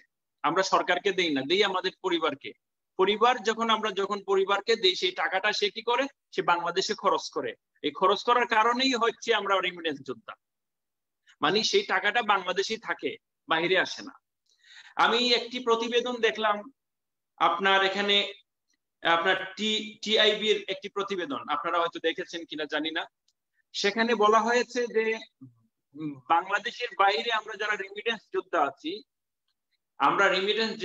আছি, আমরা যা টাকা বাংলাদেশে প্রেরণ করি তার চাইতে বেশি টাকা আমাদের দেশ থেকে বিদেশিরা নিয়ে যায়, মানে আমাদের দেশ থেকে বিদেশিরা নিয়ে যায়। এখন তাহলে আমরা যেই কষ্ট করতেছি, দেশকে যে আমরা রিমিডেন্স দিতেছি, দেওয়ার পরে যদি আমাদের দেশ থেকে সেই টাকাগুলা বেশি অঙ্কে বিভিন্ন বিভিন্ন পাচার করে এবং সেখানে অবৈধভাবে চাকরি করে আমাদের সেই টাকা যদি বিদেশে চলে যায়, তাহলে আমরা এই গুড়ার ঘাস খেটে বিদেশে কি লাভ হচ্ছে? আর আমার একটা প্রশ্ন এখানে, প্রশ্ন হলো যে আমাদের আজকে এই অদক্ষ প্রবাসীদেরকে বিদেশে পাঠিয়ে, বিদেশের মাটিতে দেশের ভাবমূর্তি নষ্ট করা হয়েছে অনেক ক্ষেত্রে। সেটা একমাত্র কারণ হচ্ছে অদক্ষ। যেহেতু বিদেশিরা আমাদের দেশে কাজ করে আমাদের চাইতে বেশি টাকা বাংলাদেশ থেকে বাইরে নিয়ে যাচ্ছে, তাহলে আমাদের এই অদক্ষ প্রবাসীদেরকে কেন বিদেশে পাঠানো হচ্ছে? দক্ষ করে আমার 1 লক্ষ প্রবাসী বাইরে যাওয়ার দরকার নাই, তাদেরকে বাংলাদেশে বিদেশিরা যেখানে কাজ করতেছে সেখানে কাজে লাগানো হোক। আর কিছু সংখ্যক প্রবাসীদেরকে স্কিল করে, দক্ষ করে বিদেশে প্রেরণ করলে তো দেশের টাকা বিদেশে যেত না, আর বিদেশের থেকে আমরা যে কষ্ট করে টাকা পাঠাতেছি সেগুলা দেশেই থাকতো। এখন আমি আসছি আপনার বাহরাইন প্রবাসীদের পরিস্থিতি। আমি তো সবসময় বলি, আগের বক্তব্য বলেছি, কিন্তু 2 নেতৃত্ব আলহামদুলিল্লাহ পলিটিক্যাল, আমরা তো পলিটিক্যাল না। এখন এক নেত্রী আরেক নেত্রী, আমাদের সংসদ সদস্য মহোদয় জবাব দিতে গিয়ে আমাদের প্রবাসীর কথা বলে গিয়েছেন, আমাদের কথা আর বলেন নাই। ইনশাআল্লাহ আশা করি এখন বলবেন আসলে প্রবাসীরা যেহেতু রেমিটেন্স যোদ্ধা, প্রবাসীরা যেহেতু রেমিটেন্স যোদ্ধা, আমরা এখানে অনেক কষ্টের মধ্যে আছি। প্রবাসীরা ভালো না, ভালো না। তার কারণ হচ্ছে কোভিড-19 এর কারণে আমাদের অনেক ভাইয়েরা বাংলাদেশে গিয়ে আটকা পড়েছে এবং বিদেশে আটকা পড়েছে। বিদেশে যারা আটকা পড়েছে তারা তাদের মায়ের বাসায় যেতে চায়, তাদের মাতৃভূমিতে যেতে চায়। এখানে তাদের খাবার দাবার কষ্ট হচ্ছে। প্রতিদিন আমাদের কাছে 2-4 জন টিকিটের জন্য সহযোগিতার জন্য আসে। আমরা তো হয়তোবা সাময়িক সহযোগিতা করতে পারি, বিশাল অঙ্কের সহযোগিতা তো আমাদের করার সেই ক্ষমতা নেই। সো আমাদের, আপনারা যারা এখানে মাননীয় এমপি মহোদয় আছেন, আমি ওনার দৃষ্টি আকর্ষণ করছি। আমরা সব সময় কথা বলি এখানে আমাদের প্রবাসীরা হচ্ছে দেশের, আপনারা বলেন দেশের প্রাণ, মানে দেশের অর্থনীতিকে আমরা সচ্ছল রাখি। সেই ক্ষেত্রে আমাদের যে এখানে ওকেজু যারা প্রবাসী পড়ে আছে বাংলাদেশি, এখানে প্রবাসে সৌদি আরব বলেন, দুবাই বলেন, ওমান বলেন, কাতার বলেন, কুয়েত বলেন, বাহরাইন বলেন, এদেরকে দেশে নেওয়ার একটা বিশেষ সুযোগ ব্যবস্থা করে দেওয়া। আর বাংলাদেশের যে প্রবাসীগুলো আছে তাদের জন্য একটু কাজ করেন, তারা যেন তাদের কর্মসংস্থানে ফিরতে পারে। তারা স্কিল প্রবাসী, তারা এখানে আসলে প্রতি মাসে স্যালারি পাবে, বাংলাদেশে পাঠাবে। আর এখানে যারা ওকেজো হয়ে বসে আছে, তারা স্যালারি নাই, খাবার নাই, তারা দেশের ভাবমূর্তি নষ্ট করছে, এখানে ভিক্ষা করছে, রাস্তার মধ্যে পড়ে যাচ্ছে, ডাস্টবিন থেকে খাবার নিয়ে খাচ্ছে। এটা আমাদের দেশের অনেক ভাবমূর্তি নষ্ট হচ্ছে। আর যারা আটকা পড়েছে তারা স্কিল, তাদেরকে বিদেশে আবার প্রেরণ করার একটা সুব্যবস্থা করা হোক। ধন্যবাদ। ধন্যবাদ তাজউদ্দিন ভাই, ধন্যবাদ জানাচ্ছি আপনাকে। আপনার মূল্যবান সময় আমাদেরকে প্রায় দিয়ে থাকেন, এর জন্য কৃতজ্ঞতা প্রকাশ করছি। আমি এখন যাবো, আমাদের সাথে আছেন ডাক্তার মুখলেছুর মুকুল, যিনি তেল গ্যাস খনিজ বন্দর রক্ষা দায়িত্ব কমিটি যুক্তরাজ্যের আহ্বায়ক। মুকুল একটু আনমিট করতে হবে। মুকুল ভাই, আপনাকে বলছিলেন একটু যদি বলেন বাংলাদেশের ব্যাপারটা। বাংলাদেশের মানুষের, যেমন আমাদের মাননীয় সংসদ সদস্য বলেছেন, আমাদের এখানে বিএনপি নেত্রী আছেন, উনিও বলেছেন যে জনগণের ষড়যন্ত্রের অভাব রয়েছে। আপনি কি বলবেন? রূপক, উনি একদম অপ্রিয় সত্য কথা বলছেন। বাংলাদেশের জনগণের সহায়তার অভাব। মুকুল ভাই, আমি একটু অনুরোধ করবো, মুকুল ভাই আপনার ওই পিছনে একটা সম্ভবত টিভি চলতেছে, একটু সাউন্ডটা কমাইলে ভালো হয়, যার ফলে আমাদের কথাটা একটু শুনতে ডিস্টার্ব হয়, প্লিজ। বুঝতে পারছেন, আমি ওটাকে বন্ধ করে দিয়েছি, কোনো অসুবিধা নাই। এখন ঘটনা হলো যে আমাদের যেটা বলছে এটা একদম অপ্রিয় সত্য কথা। অপ্রিয় সত্য কথাটা হলো যে আমাদের ওখানে যে জিনিসগুলা মানুষে করতেছে পৃথিবীর বিভিন্ন দেশে একই ঘটনা। আপনি ইউরোপের মতন শিক্ষিত সভ্য দেশেও জনগণ কথা শুনতেছে না। লন্ডনেও বিরাট মিছিল হয়েছে, এই যে আবার লকডাউন করছে, মানুষের যাওয়ার উপরে রেস্ট্রিকশন, ব্যবসাপাতির উপরে রেস্ট্রিকশন, দোকানপাট, রেস্টুরেন্ট, পাব, এগুলোর উপর রেস্ট্রিকশন করে তারা প্রতিবাদ করছে। ফ্রান্সে তো বিরাট ব্যাপার, স্পেনে বিরাট ব্যাপার হয়েছে। এগুলা মানুষের স্পন্টেনিয়াস অ্যাক্টিভিটি, কারণ তারা দেখতেছে যে তাদের ইনকামের পথ বন্ধ হয়ে যাচ্ছে। এখন তারা খাবে কি? তার যে ব্যবসা আছে সেটা বন্ধ হয়ে যাচ্ছে, তারা করবে কি? তখন তারা এই পথগুলো, আমেরিকার মতন দেশে যেখানে লক্ষ লক্ষ লোক মারা গেছে, সেখানেও একই অবস্থা চলছে। কাজে জনগণকে এটা দোষ দিয়া লাভ হবে না, এই কারণে যে আমরা তাদের মূল সমস্যার দিকটা লক্ষ্য করতে পারতেছি না বা পারার আমাদের ক্ষমতা নাই। কাজে এই পরিবেশটা, পরিস্থিতিটা, এটা আমাদের অ্যাকসেপ্ট করে নিতেই হবে। এর মধ্যে যতদূর পারা যায় আমাদের প্রেসার দিয়ে তাদের এইগুলোকে বজায় রাখা লাগবে, যেগুলো আমাদের দরকার। তার মানে হলো যে আমাদের লোকদেরকে বলতে হবে তোমরা বাইরে এইভাবে যেতে পারবে না, তোমাদের 2 মিটার দূরে দূরে থাকতে হবে, তোমাদের মাস্ক পরে যেতে হবে, হ্যান্ড গ্লাভস পরে ইউজ করতে হবে যেখানে দরকার। এইগুলো করলে হবে কি সংক্রমণটা অনেক কমবে। কিন্তু আপনি যদি ঢাকার বাজারের লোক দেখেন, বাংলাদেশের মাছের বাজার দেখেন, আমাদের দেশের মসজিদ গুলোকে দেখেন, তাহলে আপনি দেখবেন এরা কিছুই মানতেছে না। কাজেই একটা বিরাট ব্যাপার। এখানে আমাদের টাফ হওয়াই লাগবে, গভর্নমেন্টের কোনো চয়েস নাই। কারণ করোনা ভাইরাস, এর জন্য গভর্নমেন্টের হিউজ কস্ট। শুধু পয়সা যাচ্ছে সেটা নয়, দেশের ইকোনমি ধ্বংস হয়ে যাচ্ছে, আগাইতে পারবে না দেশ। কাজে এইগুলোর জন্য সরকারকে সহযোগিতা করতে হবে এবং মানুষকে বোঝাতে হবে। আমাদের প্রচার মাধ্যমগুলো আছে, টেলিভিশন, নিউজ পেপার, তাদের এর জন্য অ্যাক্টিভ হতে হবে সিরিয়াসলি। আমাদের গভর্নমেন্ট দল তো করবেই, সহকারী দল, বিরোধী দল যা আছে সবারই দায়িত্ব হবে এই সংকটের সময় গভর্নমেন্টকে সহযোগিতা করা। তারা তো তাদের যতদূর করা সম্ভব সে তো করবেই, তাদের এটা দায়িত্ব দেশের প্রতি এবং জনগণের প্রতি, এবং তাদেরও দায়িত্ব সরকারকে এইসব ব্যাপারে সহযোগিতা করা। এছাড়া আমাদের সামনে আগানো খুবই কষ্টকর হবে, আমাদের বহু এর জন্য খেসারত দিতে হবে। এটার থেকে আমরা কোনোভাবেই বাইরে দিতে পারবো না যদি সেটা না করি। তাই মেইন জিনিসটা হলো মানুষকে এই ব্যাপারে অবহিত করা এবং তাদের বোঝানো, এবং অ্যাট দ্য সেম টাইম সেগুলো ইমপ্লিমেন্ট করার জন্য যা আইন প্রয়োজন, যে ব্যবস্থা করার জন্য পুলিশ বলেন, আর্মি বলেন, স্বেচ্ছাসেবক বাহিনী বলেন, এই আমাদের পল্লী বাহিনী বলেন, কিংবা ঢাকার বিভিন্ন এরিয়া বাহিনী করেন, আধা সামরিক বাহিনী আছে অনেক, আনসার অনেকেই আছে। এছাড়া লোকাল কমিটি থাকে, যেমন রাজুক আছে, তাদের লোক আছে, এইসব দিয়ে এটাকে জাগিয়ে তুলতে হবে। কারণ ঢাকার মতন, বাংলাদেশের মতন একটা ঘন জনবহুল দেশ, সেখানে এটা যে ইন্ডিয়ার মতো হবে না বা তার চেয়ে খারাপ হবে না সেটা বোঝা মুশকিল। আমরা এখনো খুব লাকি যে আমরা গভর্নমেন্ট যে এটা দিয়েছে সেটা অনুযায়ী খুবই কম, তো আমি ধরবো এর সাথে মিনিমাম 100 টাইমস অ্যাড করা লাগবে যে ফিগার গভর্নমেন্ট দিচ্ছে, তাহলে হয়তো একটা রিজনেবল লেভেলের কাছে আমরা আসবো। কাজেই আপনি পরিস্থিতি বুঝতে পারতেছেন, যেখানে বলতেছে 15 জন মারা যাচ্ছে, আমি ধরলাম সেখানে 100 দিয়ে 1,500 মারা যাচ্ছে, সেটা আমাদের খোঁজ না। এই ধরনের ভাবে আমি দেখার চেষ্টা করি রাফলি, তাহলে একটা রিজনেবল ফিগারের কাছে আমরা আসতে পারবো। কাজে এইগুলোকে আমাদের কমাই আনতে হবে। কারণ কি, আমি কেন বলি, আপনি হয়তো অনেকে পছন্দ করবেন না, কারণ আমাদের দেশে সঠিকভাবে কিছু হচ্ছে না। 17 কোটির দেশে যদি 10,000, 15,000, 16,000 করে টেস্ট হয়, এটা কোনো টেস্ট হলো? কাজেই আমাদের ওইভাবে দেখতে হবে। হ্যাঁ, আমাদের মধ্যে যেমন আমাদের একটা সীমা আছে সবকিছু করা, ওরকম ভাবে আমাদের একটা বসে থাকলে চলবে না যে আমাদের 15 জন বা 13 জন মারা যাচ্ছে, আমাদের ধরতে হবে। মুকুল ভাই একটু একটা ব্যাপার হচ্ছে যে কোভিড ছাড়াও আমরা যদি বাংলাদেশের অর্থনৈতিক দিকটা চিন্তা করি, আপনি দেখেছেন যে কোভিড এর সময় বিশ্ব, আমাদের ইংল্যান্ড সহ সারা পৃথিবী অর্থনীতি 10 নেমেছে, কিন্তু বাংলাদেশের অর্থনীতি এগিয়ে যাচ্ছে। আমরা একটা জরিপে দেখেছি যে বর্তমান কোভিড এর সময় বাংলাদেশ 7ম স্থানে আছে অর্থনীতি অগ্রগতির দিক দিয়ে।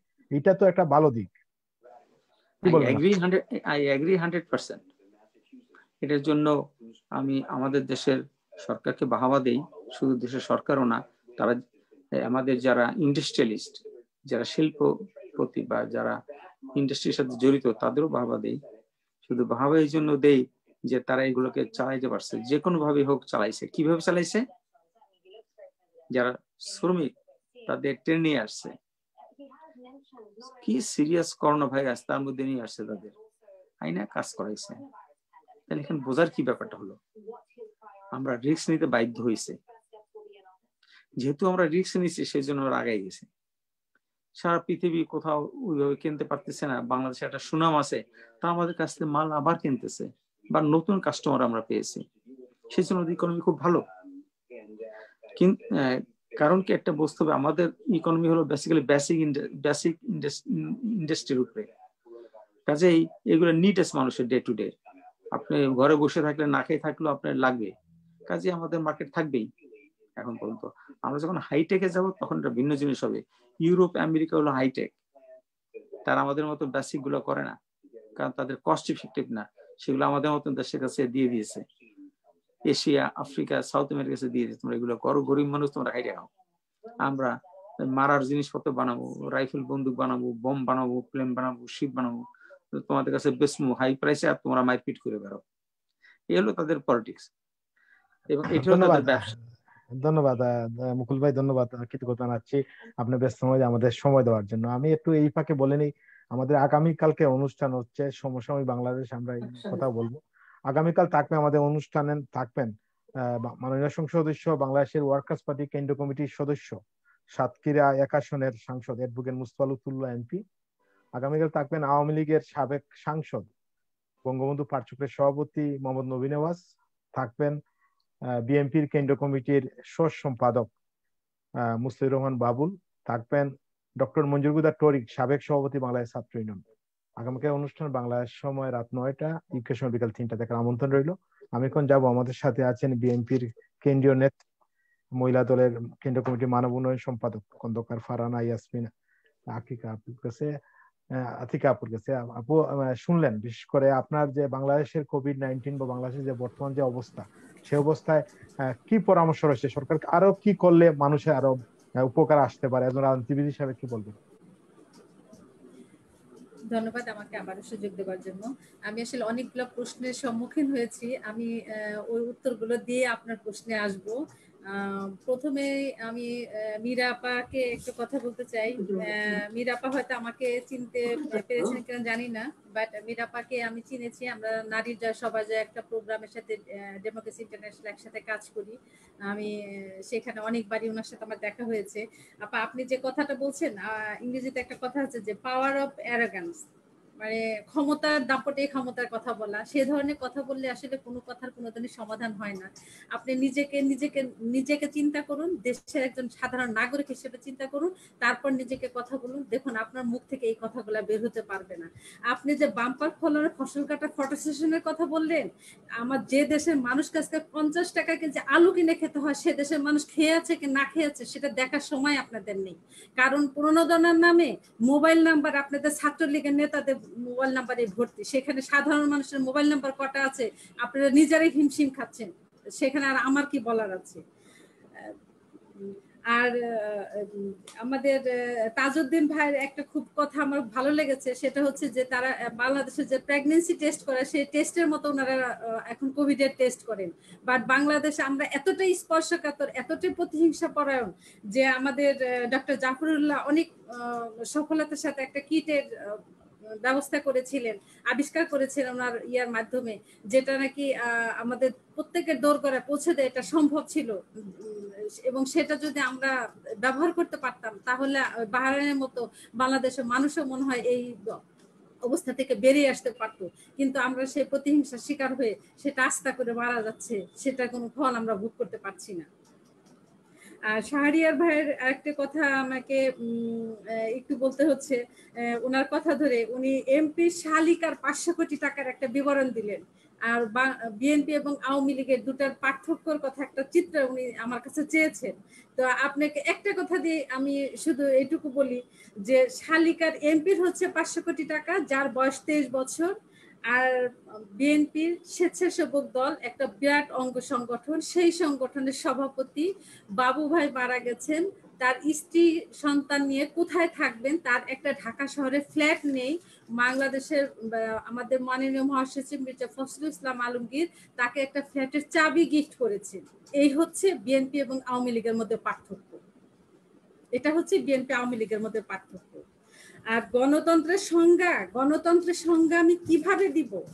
গণতন্ত্রের সংজ্ঞা, আজ আমরা সত্য কথা বলতে সাহস পাই না, দেশের মানুষ সত্য কথা বলে ভাষা হারিয়ে ফেলছে, সৎ লোকের আমরা প্রশংসা করতে পারি না, মিথ্যাকে বড় গলায় মানে সেটাকে সত্য বলে আমরা চালিয়ে দেই। আমাদের প্রতিবাদের ভাষা আজ বন্ধ, আমরা সাদাকে সাদা বলতে পারি না, কালোকে কালো বলতে পারি না, ভুলে গেছি।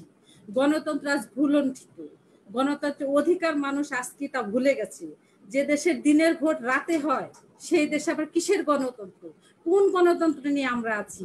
কালকে আমাদের দেশে একটা ভোট, ঢাকা 18 উপনির্বাচন, সেই উপনির্বাচনে যে এখানে 14টা ওয়ার্ড আছে, 14টা ওয়ার্ডের সভাপতি সাধারণ সম্পাদকের বাসায় গত রাত্রে পুলিশ গেছে, ছাত্রলীগের নেতারা গিয়েছে, সেখানে তাদেরকে বলছে তোরা ঘর থেকে বের হবি না অথবা বাড়ি থেকে বের হ। সেই দেশে কাল আগামী দিন কি নির্বাচন হবে?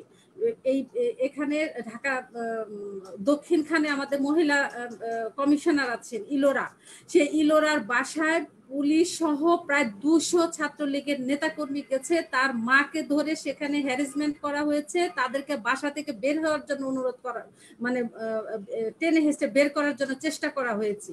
সেই দেশে কিসের গণতন্ত্রের কথা বলতে চান? কোন গণতন্ত্র নিয়ে আমরা আছি? এই গণতন্ত্র, যে গণতন্ত্র আমাদের মত প্রকাশ করার ক্ষমতা নেই, যে গণতন্ত্রে আমাদের নিজের ভোটকে প্রয়োগ করার ক্ষমতা নেই।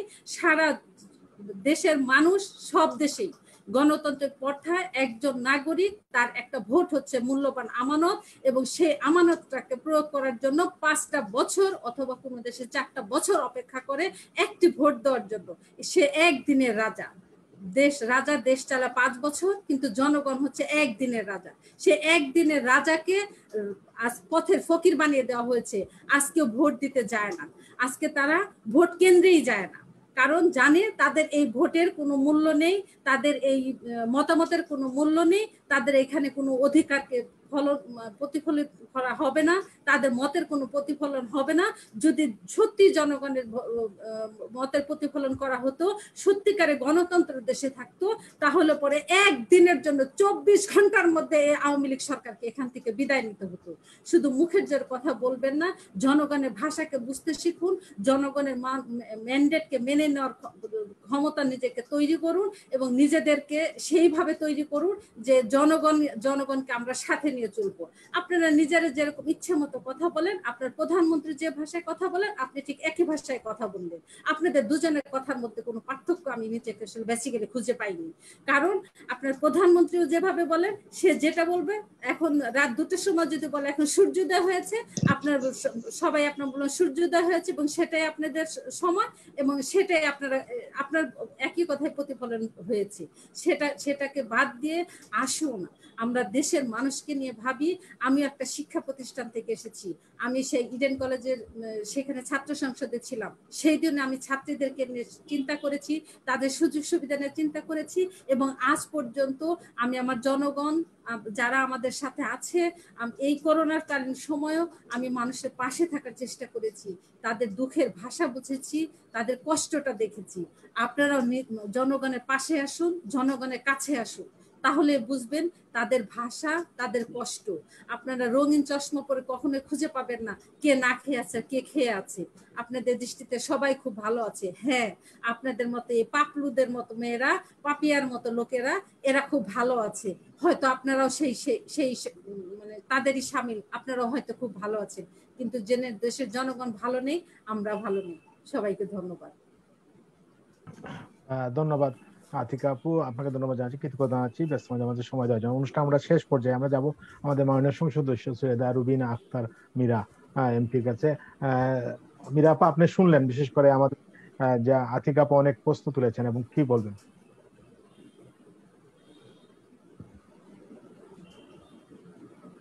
যে একটু আনমিউট করতে হবে আপা, শুনতে পাচ্ছি না আমরা। পাপিয়া প্রসঙ্গ এনেছেন উনি।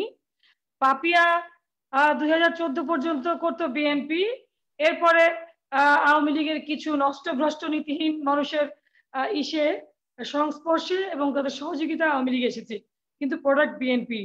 কারণ এইসব যেমন তার নেত্রী তেমন তার কর্মী হবে। শেখ হাসিনার কর্মীরা পাপিয়ার মতো লোক অন্তপক্ষে শেখ হাসিনার কর্মী হইতে পারে না। আমি ধন্যবাদ জানাই আতিকা আপুকে যে উনি বলেছেন যে আমি আমার নেত্রীর কার্বন কপি। এর জন্য আমি অবশ্যই গর্ববোধ করি, আমি শেখ হাসিনার কার্বন কপি। শেখ হাসিনার মতো পা থেকে মাথা পর্যন্ত সৎ, মানবিক, বোধসম্পন্ন এবং অ্যাকশন লেডি হিসেবে আমি স্বীকৃতিপ্রাপ্ত সারা বাংলাদেশ ব্যাপী। সুতরাং আপনাকে এই সত্যি কথাটা বলার জন্য ধন্যবাদ। আর পাপিয়ারা এসেছে বিএনপি থেকে। বিএনপির উচ্ছিষ্ট, যখন বিএনপির অবস্থা শেষ, তখন 4-5 বছর চুপচাপ থেকেছে, প্ল্যান করেছে কার মাধ্যমে আওয়ামী লীগের সুবিধা নেওয়া যায়, এবং এই সুবিধাভোগী আওয়ামী লীগের লোক খুঁজে বের করেছে এবং তাদের মাধ্যমে এখানে এসেছে। এবং আমি সেই সমস্ত লোকদেরকে ধিক্কার জানাই যারা পাপিয়ার মতো নষ্টা খায়দার অনুসারীকে এই দলে এনেছিল, ঠাঁই দিয়েছিল। আর উনি যেটা বলেছেন আমার নেত্রীর কথা, আমি বাংলাদেশ আওয়ামী লীগের সৃষ্টি, ছাত্রলীগের সৃষ্টি মানুষের একটি ভাষা, একটি রাষ্ট্র, তাদের জন্মদানের জন্য, তাদের স্বাধিকার, অর্থনৈতিক মুক্তির জন্য। সেই জন্য বাংলাদেশ ছাত্রলীগের এবং আওয়ামী লীগের জন্ম হয়েছিল, যাদের হাত ধরে 52 ভাষা আন্দোলন, 54 যুক্তফ্রন্ট নির্বাচন, তারপরে আপনার 66 6 দফা, 69 গণ অভ্যুত্থান, 70 নির্বাচন, সর্বোপরি 71 মুক্তিযুদ্ধ যাদের নেতৃত্বে সংগঠিত হয়েছিল, এবং সারা বাংলাদেশের আপামর জনগণ এই দেশকে মুক্ত করেছিল বাংলাদেশ আওয়ামী লীগের নেতৃত্বে, বঙ্গবন্ধু শেখ মুজিবুর রহমানের ডাকে সাড়া দিয়ে। এটি আজ স্বীকৃত সারা বিশ্বব্যাপী, কেউ কিছু বললেই হয়ে যাবে না যেটি মিথ্যা। আর তাদের দলের সৃষ্টি কি? একটা মানুষ তো শিক্ষিত, বাংলাদেশের মানুষ আজকে 60% মানুষ শিক্ষিত এবং বোধ সম্পূর্ণ মানুষের সংখ্যা কম করেও 80% শিক্ষিত মানুষ। তাদের স্বার্থের বাইরে যাবে না, যে সরকারের দ্বারা, যে দলের দ্বারা তারা উপকৃত হবেন তার বাইরে তারা যেতে পারবেন না। সুতরাং তারা বোঝে যে নীতিহীন, লক্ষ্যহীন, খুনি, লুটেরা এবং স্বাধীনতা বিরোধীদেরকে এই দেশে রাজনীতি করার যারা ম্যান্ডেট দিয়েছিল, যারা বঙ্গবন্ধুকে হত্যা করে সেই ইনডেমনিটি কালো আইনের মাধ্যমে তার হত্যাকাণ্ডের বিচার বন্ধ করেছিল, সেই দলের একটা নীতিহীন, আদর্শহীন একটি দল যদি হয়, ওই যে বারবার করে শাহরিয়ার ভাই বলছে বাংলাদেশের একটি বৃহত্তর দল, যেখানে মহামান্য হাইকোর্ট 1975 থেকে 81 রাষ্ট্রীয় সমস্ত কর্মকাণ্ডকে অবৈধ ঘোষণা করেছে, সেইখানে সেই কথাগুলি কেন আসবে আর তাদেরকে কেন ম্যান্ডেট আমরা দিচ্ছি? একজন সাংবাদিক শাহরিয়ার ভাই যদি এই কথা বলে আমাদের কাছে খুব খারাপ লাগবে, যেখানে হাইকোর্ট সর্বোচ্চ আদালত থেকে এটি স্বীকৃত হয়েছে, আদেশ প্রাপ্ত হয়েছে যে 75 থেকে 81 সেই সময় যে দল কিংবা যে সময় গঠিত যে সরকার, তার তো কোনো ধরনের কোনো থাকার কথা না বাংলাদেশে, তাদের কোনো অবশিষ্ট থাকার কথা না। সুতরাং এইখানে তাদের কাছ থেকে আমাদের কিছু শিখতে হবে। আর আরেকটা জিনিস রূপক দাদা, আপনি দেখেন এই বিগত 12 বছরে এই দেশে কতটা উন্নয়ন হয়েছে। আপনি তো বিদেশে থাকেন, কোথায় আপনি বিদেশে শুনেছেন বাংলাদেশে দুর্নীতিতে চ্যাম্পিয়ন হয়েছে? হয়নি। সুতরাং এইগুলি শুধু বলা আর শুধু নির্বাচন দিতে বলে ওনারা যে 1996 সালের 15 ফেব্রুয়ারি মার্কা নির্বাচন করেছিল, 79 নির্বাচন করেছিল, হানা ভোট করেছিল, ওনাদের মুখে এসব কথা মানায়? আর পাপলুর বউ সে কি আমার দলের লোক? অবশ্যই না। পাপলু স্বতন্ত্র একজন প্রার্থী এবং পাপলুর বউ সেই স্বতন্ত্র ভোটে নির্বাচিত একজন। 6 জন স্বতন্ত্র ভোটার, 6টা সিটের এগনেস্টে একটা মহিলা আসন। সুতরাং সেই 6 জন বানিয়েছে। আপনি কিছু বলার থাকলে মাননীয় বিএনপি নেত্রী, আপনি সেই 6 জন সংসদ সদস্যকে বলেন। এখানে বাংলাদেশ আওয়ামী লীগের কোনো দায় নেই পাপলু কিংবা পাপলুর বউ নির্বাচিত হওয়ার ক্ষেত্রে। সুতরাং আপনি একটু হাতিয়ে দেখেন, ঘোরাঘরে গিয়ে দেখেন বিষয়টা আসলে কি। শুধু গয়রা হওয়া, সেখানে বুলি, মুখস্থ বুলি আপনারা এখানে আওড়ে যাবেন। মানুষ বোঝে, প্রত্যেকটা মানুষ এখন বোঝে নির্বাচন কি, কিভাবে নির্বাচনটা হচ্ছে। সুতরাং এইটা নিয়ে কথা না বলে যে কাজটা করলে ভালো হবে, দেশের ভালো হবে, সেই কাজটুকুই করেন। সেটা আপনাদের কাছে আমাদের আহ্বান থাকবে। আর এই যে আমাদের বাহরাইনের যে ভাইটা, আপনি বললেন যে আমরা যে পরিমাণ টাকা রেমিটেন্স পাঠাচ্ছি সব টাকা বিদেশে নিয়ে যাচ্ছে। ভাই, আমাদের সেই যুদ্ধ বিধ্বস্ত দেশ, যে দেশকে স্বাধীন করার পরে বঙ্গবন্ধু বিভিন্ন নানামুখী উদ্যোগ নিয়েছিলেন এবং বঙ্গবন্ধু বেঁচে থাকলে আমি মনে করি 85-র মধ্যে বাংলাদেশ উন্নত রাষ্ট্রে পরিণত হতো। অথচ বঙ্গবন্ধুকে 75 15 আগস্ট হত্যার মধ্য দিয়ে তার যে গৃহীত পদক্ষেপগুলো, সমস্ত পদক্ষেপগুলিকে তারা মাটি চাপা দিয়ে তাদের মতো করে তারা রাষ্ট্র চালিয়েছে এবং স্বাধীনতা বিরোধীদের নিয়ে এসেছে। যারা বাংলাদেশের স্বাধীনতা চায়নি তারা কিভাবে, যারা বাংলাদেশের স্বাধীনতা চায়নি তারা কি করে বাংলাদেশের উন্নয়ন চাইবে, বাংলাদেশের মানুষের উন্নয়ন চাইবে, সেটিও তো আপনাদেরকে বুঝতে হবে। সেটি আপনারা বুঝতে পারছেন না, কারণ আমি বুঝতেছি না। সুতরাং বাংলাদেশের যে উন্নয়ন হতো সেই উন্নয়ন যথাসময় হয়নি। 1996 সালে আমাদের মাননীয় প্রধানমন্ত্রী শেখ হাসিনা ক্ষমতায় আসার পরে তিনি বঙ্গবন্ধুর সেই গৃহীত পদক্ষেপগুলো, সেই উন্নয়ন পরিকল্পনা এবং ভাবনাগুলো, যেটি আমাদের স্বপ্নের সোনার বাংলাদেশ গড়ে তোলার জন্য ক্ষেত্রে সক্ষম হবে, সেই পরিকল্পনাগুলি নিয়ে উনি মাঠে কাজ করতে নামলেন এবং কাজ করতে গিয়ে দেখলেন যে আমাদের দেশে যারা অনেক বেশি শিক্ষিত তারা বেশি আয়ের আশায় বিদেশে পাড়ি জমিয়েছে এবং আমাদের যে দেশের যে বড় বড় প্রকল্পগুলি হাতে নিতে হবে এবং এই প্রকল্পগুলি বাস্তবায়ন করার জন্য আমাদের অভিজ্ঞ কোনো বিশেষজ্ঞ নেই। তখন আমরা বিশ্বের বিভিন্ন দেশে আমরা আন্তর্জাতিক দরপত্রের মাধ্যমে আমরা বিশেষজ্ঞ কল করি এবং সেই বিশেষজ্ঞরা আমাদের সেই বড় বড় মেগা প্রকল্পগুলি তারা কমপ্লিট করে দিয়ে যান। এটির জন্য কিন্তু আসলে যে আপনারা যে ভাই যে ব্লেম করলেন যে তারা টাকা নিয়ে যাচ্ছে, আমাদের দেশের যারা বিশেষজ্ঞ তারা আমাদের দেশে আসছে না, তাদের দেশের তো মধ্যে সেই রকম নাই। এখানে আমাদের সরকার তাদের বেঁধে নিয়ে আসতে পারে না, পারে? অবশ্যই পারে না। সুতরাং আমাদের কাজ তো করতে হবে। এই যে কর্ণফুলী টানেল, এই যে মেট্রো রেল, এই যে বিভিন্ন ফ্লাইওভার, এক্সপ্রেসওয়ে, আমাদের বড় বড় সমুদ্র বন্দরগুলি, আমাদের বড় বড় টার্মিনালগুলি, এইগুলি করার মতো কোনো বড় আমাদের ঠিকাদার বা বিশেষজ্ঞ আমাদের দেশে আসলেই নেই, এখনো তৈরি হয়নি। তবে আমরা বিদেশি বিশেষজ্ঞদেরকে আনতেছি এবং তাদের সাথে আমাদের দেশের যারা এইরকম বিশেষজ্ঞ তৈরি হচ্ছে তাদেরকে দিয়ে আমরা কাজ করাচ্ছি, করিয়ে নিচ্ছি। যখন আমরা নিজেরাই কেপাবল হব, কেন আমরা অন্য দেশের মানুষকে এখানে আনবো কাজ করার জন্য? আমরাই তো সাফিসিয়েন্ট। আর আপনি বললেন ভাই প্রবাসের দিনে আমরা কোনো কথা বলছি না, আপনি বললেন বাহরাইনে যারা কষ্ট করে আসে, ভাই বাহরাইন হলো একটি পর্যটন শিল্পের দেশ, সেখানে কিন্তু আপনার যে আয়তন, যে সুযোগ সুবিধা, সেই তুলনায় কিন্তু জনগণ অনেক কম, সুতরাং সরকারি খরচটা ওদের কম, সেই তুলনায় কিন্তু সরকার ভালো থাকবে। আর আপনি এই দেশ থেকে পেটের অভাবে গেছেন ওইখানে কাজ করতে, আপনি জানেন আমাদের দেশের অবস্থা কি, দেখে গেছেন, সেই তুলনায় এখন অবস্থা অনেক ভালো, কিন্তু এতটা ভালো হয়নি।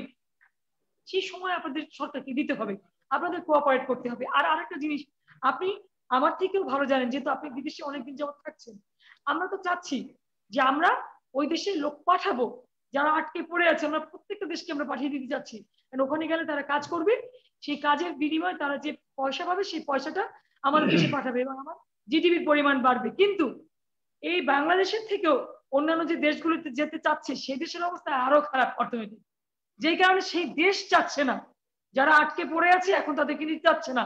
তারা এই যে সেকেন্ড সেশনটা, শীতের যে সেকেন্ড সেশনটা তারা দেখতে যাচ্ছে করোনার এই মহামারীর অবস্থা কি হতে পারে, এরপর তারা নেবে। সেই জন্য আমাদের প্রবাসী কল্যাণ মন্ত্রণালয়, পররাষ্ট্র মন্ত্রণালয়, বিশেষ করে মাননীয় প্রধানমন্ত্রীও বিভিন্ন জায়গায় নক করছেন, কথা বলে যাচ্ছেন, এবং তারা কিন্তু এরকম তাদেরকে কথা দিয়ে রাখছেন যে তারা দেখছেন, দেখবেন কি করায়। আমরা তো তাদেরকে জোর করে পুশ করতে পারছি না, কারণ তারা যদি পারমিশন না দেয় তাদের দেশে আমরা ঢুকবো কিভাবে? যদি বাহরাইনের সরকার শেখ হাসিনাকেও যদি পারমিশন না দেয়, শেখ হাসিনা মাননীয় প্রধানমন্ত্রী আমার দেশে, বঙ্গবন্ধু কন্যা, কিন্তু শেখ হাসিনাও ঢুকতে পারবে না সেই দেশের পারমিশন ছাড়া। আগে আমাদের প্রয়োজন যে দেশের লোকগুলি, যে দেশ জনগণ এসে আটকে পড়েছে তাদেরকে নেওয়ার জন্য সেই দেশে একটা অনুমতি লাগবে, সেই অনুমতিটা আমরা এখনই পাচ্ছি না।